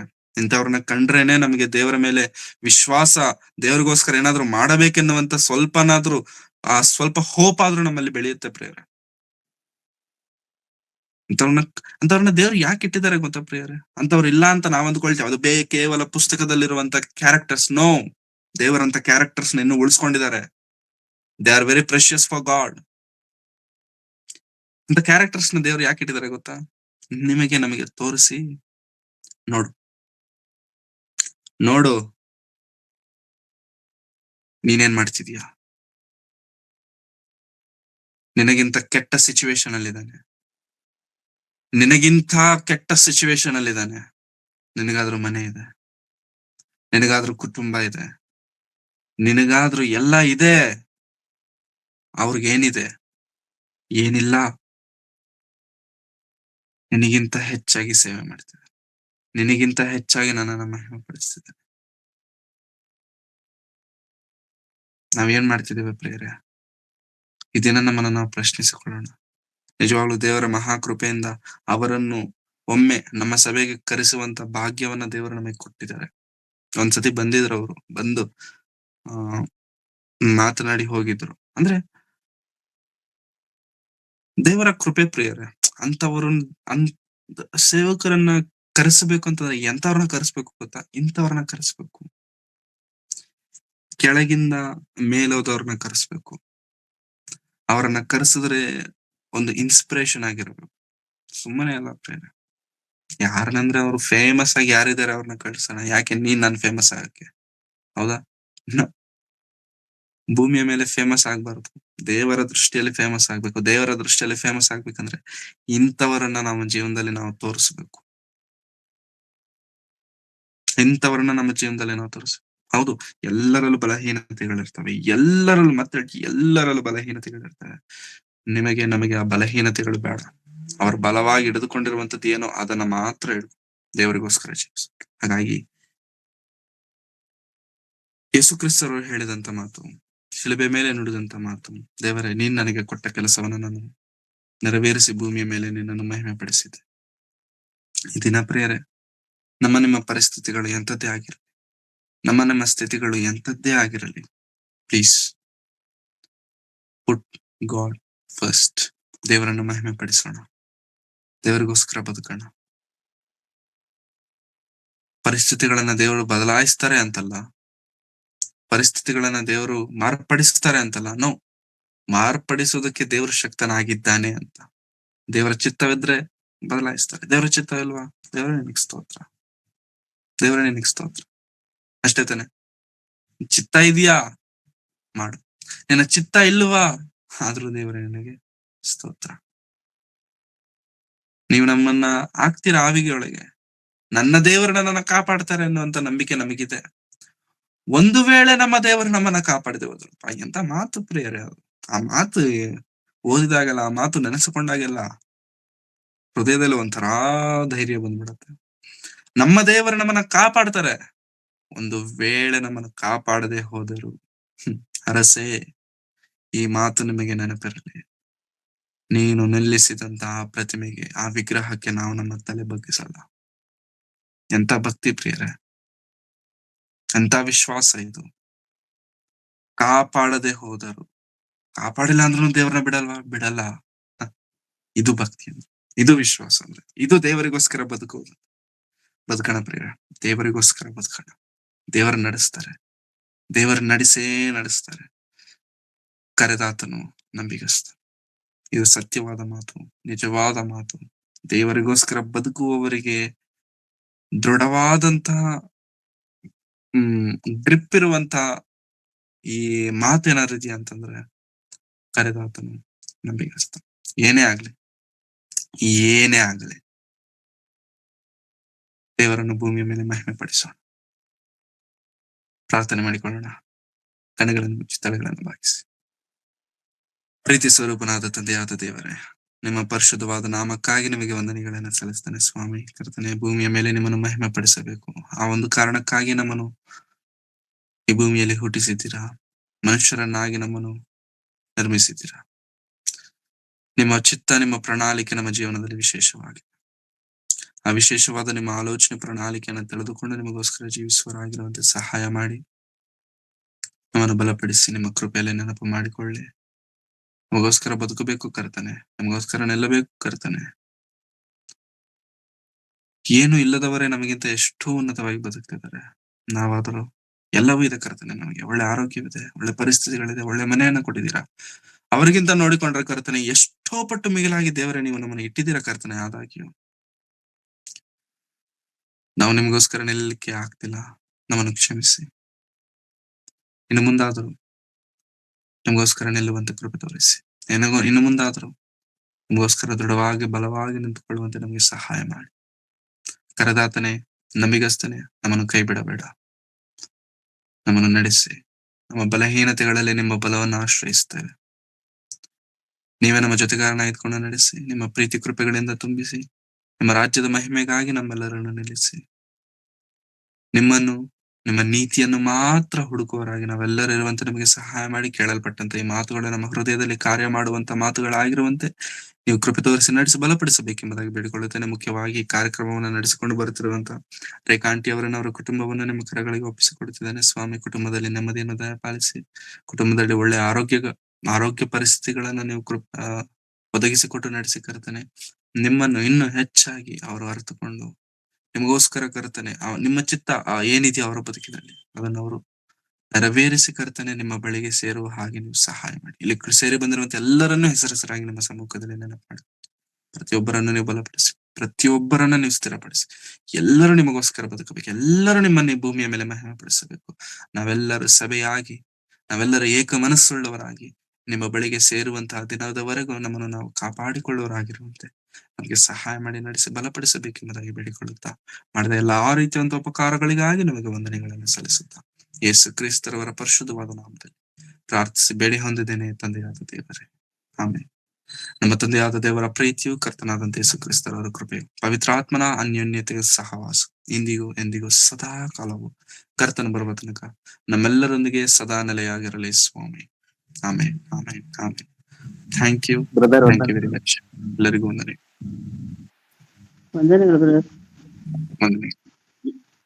ಇಲ್ಲಿಯವರೆಗೂ ಇದ್ದ ಸ್ಥಿತಿಯಲ್ಲೇ ದೇವರನ್ನು ಮಹಿಮೆ ಪಡಿಸಿರಿ ಎಂಬ ಒಂದು ಅದ್ಭುತವಾದ ಸಂದೇಶದ ಮೂಲಕವಾಗಿ ನಮ್ಮೊಂದಿಗೆ ಮಾತನಾಡಿ ನಮ್ಮನ್ನು ಬಲಪಡಿಸಿ ಭಕ್ತಿಯ ಜೀವಿತದಲ್ಲಿ ನಾವು ಅಭಿವೃದ್ಧಿ ಹೊಂದಲು ನಮಗೆ ಬೇಕಾದ ಬಲದ ಮೂಲಕ ಮಾತನಾಡಿದಂತ ಬ್ರದರ್ ಅವರಿಗೆ ಯೇಸು ಕ್ರಿಸ್ತನ ನಾಮದಲ್ಲಿ ವಂದನೆಗಳು ಬ್ರದರ್. ವಂದನೆಗಳು. ದೇವರು ನಿಮ್ಮನ್ನು ಇನ್ನೂ ಯಥೇಚ್ಛವಾಗಿ ದೇವರ ಸೇವೆಯಲ್ಲಿ ಅಭಿವೃದ್ಧಿ ಪಡಿಸಲಿ. ಕುಟುಂಬವನ್ನು, ಸಭೆಯನ್ನು ಇನ್ನೂ ಯಥೇಚ್ಛವಾಗಿ ದೇವರ ಚಿತ್ತಾನುಸಾರವಾಗಿ ಬೆಳೆಸಲಿ ಎಂದು ಪ್ರಾರ್ಥಿಸುತ್ತಾ, ಈ ಒಂದು ಪಾಠವನ್ನು ನಾವು ಇವತ್ತು ಕೇಳಿದ್ರ ಮೂಲಕವಾಗಿ ದೇವರ ನಂಬಿಕಸ್ಥರು, ದೇವರು ನಮ್ಮನ್ನು ಹುಟ್ಟಿಸಲು, ದೇವರ ಸ್ವರೂಪದಲ್ಲಿ ನಮ್ಮನ್ನು ಉಂಟು ಮಾಡಲು, ದೇವರ ಪ್ರಣಾಳಿಕೆಯನ್ನು ನಾವು ತಿಳಿದುಕೊಂಡು ದೇವರಿಗಾಗಿ ನಾವು ಬದುಕಬೇಕು ಎಂಬುದನ್ನು ಸ್ಪಷ್ಟವಾಗಿ ನಮಗೆ ವಾಕ್ಯದ ಮೂಲಕ ತಿಳಿಸ್ಕೊಟ್ಟಿದ್ದಾರೆ. ಎಕ್ಸಾಂಪಲ್ ಮೂಲಕವಾಗಿ ನಮ್ಗೆ ಅರ್ಥ ಮಾಡಿಸಿದ್ದಾರೆ. ನಿಜವಾಗೂ ಮೋಸಸ್ ರಾಜಶೇಖರ್ ಅವರು ಬ್ರದರ್ ವಿಷಯ ಆಗಿರ್ಬೋದು, ಅಥವಾ ಬ್ರದರ್ ರಮೇಶ್ ಅವರನ್ನು ನಾವು ನೋಡಿದ ಪ್ರಕಾರವಾಗಿ ಬ್ರದರ್ ರಮೇಶ್ ಅವರನ್ನು ನಾವು ನೋಡಿದಾಗ ನಮ್ಗೆ ಅರ್ಥ ಆಗುತ್ತೆ. ನಾವು ಇದ್ದ ಸ್ಥಿತಿಯಲ್ಲೇ ದೇವರನ್ನು ಹೇಗೆ ಘನಪಡಿಸ್ಬೇಕು ಅನ್ನೋದನ್ನು ನಾವು ತಿಳ್ಕೊಬಹುದು. ನಮಗೆ ಏನೇ ಕೊರತೆಗಳಿರ್ಬೋದು ಅದನ್ನ ನಾವು ಹೈಲೈಟ್ ಮಾಡಿದ್ರೆ ನಮ್ಮ ಜೀವನದಲ್ಲಿ ನಾವು ಬಿದ್ದೋಗ್ತೀವಿ. ನಮ್ಮನ್ನು ನಾವು ತಗ್ಗಿಸಿಕೊಂಡು ದೇವರು ಏನು ನಮ್ಮ ಜೀವನದಲ್ಲಿ ನಡೆಸ್ಬೇಕಂತ ಇದ್ದಾರೋ ಅದನ್ನ ಅರ್ಪಿಸ್ಕೊಟ್ಟು ದೇವರನ್ನೇ ಎದುರು ನೋಡಿದಾಗ, ಏನಾದ್ರೂ ಮಾಡ್ಬೇಕು ಅಂತ ದೇವರಿಗಾಗಿ ನಿಂತಾಗ ದೇವ್ರು ನಡ್ಸ್ಕೊಂಡು ಹೋಗ್ತಾರೆ. ಯಾಕಂದ್ರೆ ದೇವ್ರು ನಂಬಿಕಸ್ತಾರಲ್ವಾ. ಅವರಿಗಾಗಿ ನಾವು ತವಕ ಪಡುವಾಗ ನಮ್ಮ ಜೀವನದಲ್ಲಿ ಬರುವಂತದ್ದು ಎಲ್ಲವನ್ನು ಅವರು ನೋಡಲು ಮತ್ತು ಅದನ್ನ ತೆಗೆದಾಕ್ಲಿಕ್ಕೂ ಸಹ ಸಕ್ತಾರೆ. ತೆಗೆಯದೆ ಹೋದರೂ ಸಹ ನಾವು ಅದ್ರ ಬಗ್ಗೆ ಯೋಚನೆ ಮಾಡಬಾರ್ದು. ಯಾಕಂದ್ರೆ ನಮ್ಮ ಜೀವನ ಅನ್ನೋದು ತುಂಬಾ ಚಿಕ್ಕದು. ಇವತ್ತಿದ್ದು ನಾಳೆ ನಾವು ಕಾಣದೆ ಹೋಗುವಂತರು. ಇರುವವರೆಗೂ ದೇವರಿಗಾಗಿ, ದೇವರ ನಾಮಗಾನ ಪಡಿಸುವುದಕ್ಕಾಗಿ ನಾವು ಶ್ರಮ ಪಡ್ಬೇಕು. ಯಾಕಂದ್ರೆ ಯೇಸು ಸ್ವಾಮಿ ಜೀವನವನ್ನು ನಾವು ನೋಡಿದಾಗ ನಮ್ಗೆ ಅರ್ಥ ಆಗುತ್ತೆ. ದೇವರ ಸ್ವರೂಪದಲ್ಲಿದ್ದವರು, ದೇವರ ಹೋಲಿಕೆಯಲ್ಲಿದ್ದವರು, ಸಂಪೂರ್ಣವಾಗಿ ದೇವರ ಹಾಗೆ ಇದ್ದಂತವ್ರು ಎಲ್ಲ ಬರಿದ್ ಮಾಡ್ಕೊಂಡು ನಮಗಾಗಿ ಬಂದು ಈ ಭೂಮಿಯಲ್ಲಿ ಎಷ್ಟು ಕಷ್ಟಪಟ್ರು. ಅವರ ಜೀವಿತ ಏನಾದ್ರು ಚೆನ್ನಾಗಿತ್ತಾ? ಖಂಡಿತ ಇಲ್ಲ. ಹಾಗಿರುವಾಗ ಅವರು ದೇವರಿಗೋಸ್ಕರ ಅವರು ಕೊಟ್ಟ ಕೆಲಸವನ್ನು ಸಂಪೂರ್ಣ ಮುಗಿಸಿ ದೇವರ ನಾಮ ಮಹಿಮೆ ಪಡಿಸಿದ್ದಾರೆ. ಕ್ರಿಸ್ತನನ್ನು ಹಿಂಬಾಲಿಸುವ ನಾವು ಸಹ ದೇವರು ನಮಗಾಗಿ ಒಂದು ಕೆಲಸವನ್ನು ಕೊಟ್ಟಿದ್ದಾರೆ. ಅದು ನಮಗೆ ವಾಕ್ಯದ ಮೂಲಕ ತಿಳಿಸ್ಕೊಡ್ತಾ ಇದ್ದಾರೆ. ಅವರ ಸತ್ಯ ಸುವಾರ್ತೆಯನ್ನು ಸಾರುವುದೇ ನಮ್ ಕೆಲಸ.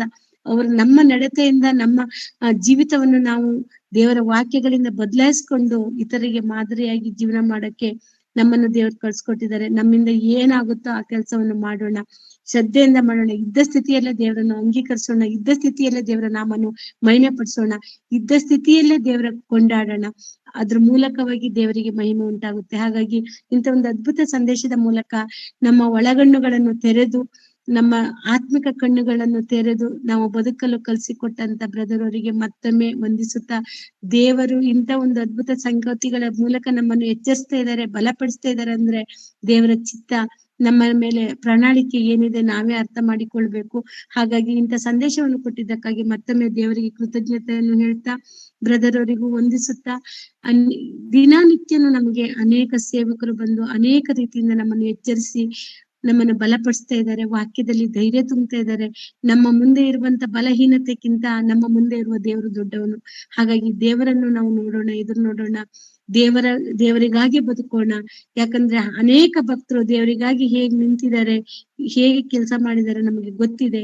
ನಮ್ಮ ಜೀವಿತವನ್ನು ಪರಿವರ್ತನೆ ಮಾಡ್ಕೊಂಡು ದೇವರಿಗಾಗಿ ನಿಲ್ಲೋಣ ಅಂತ ಹೇಳ್ತಾ, ಇಂಥ ಅದ್ಭುತ ಸಂದೇಶವನ್ನು ನಾವು ಕೇಳಿ ಮರೆತು ಬಿಡದೆ ಆ ವಾಕ್ಯಾನುಸಾರವಾಗಿ ನಮ್ಮ ಜೀವಿತವನ್ನು ಬದಲಾಯಿಸ್ಕೊಳ್ಳೋಣ.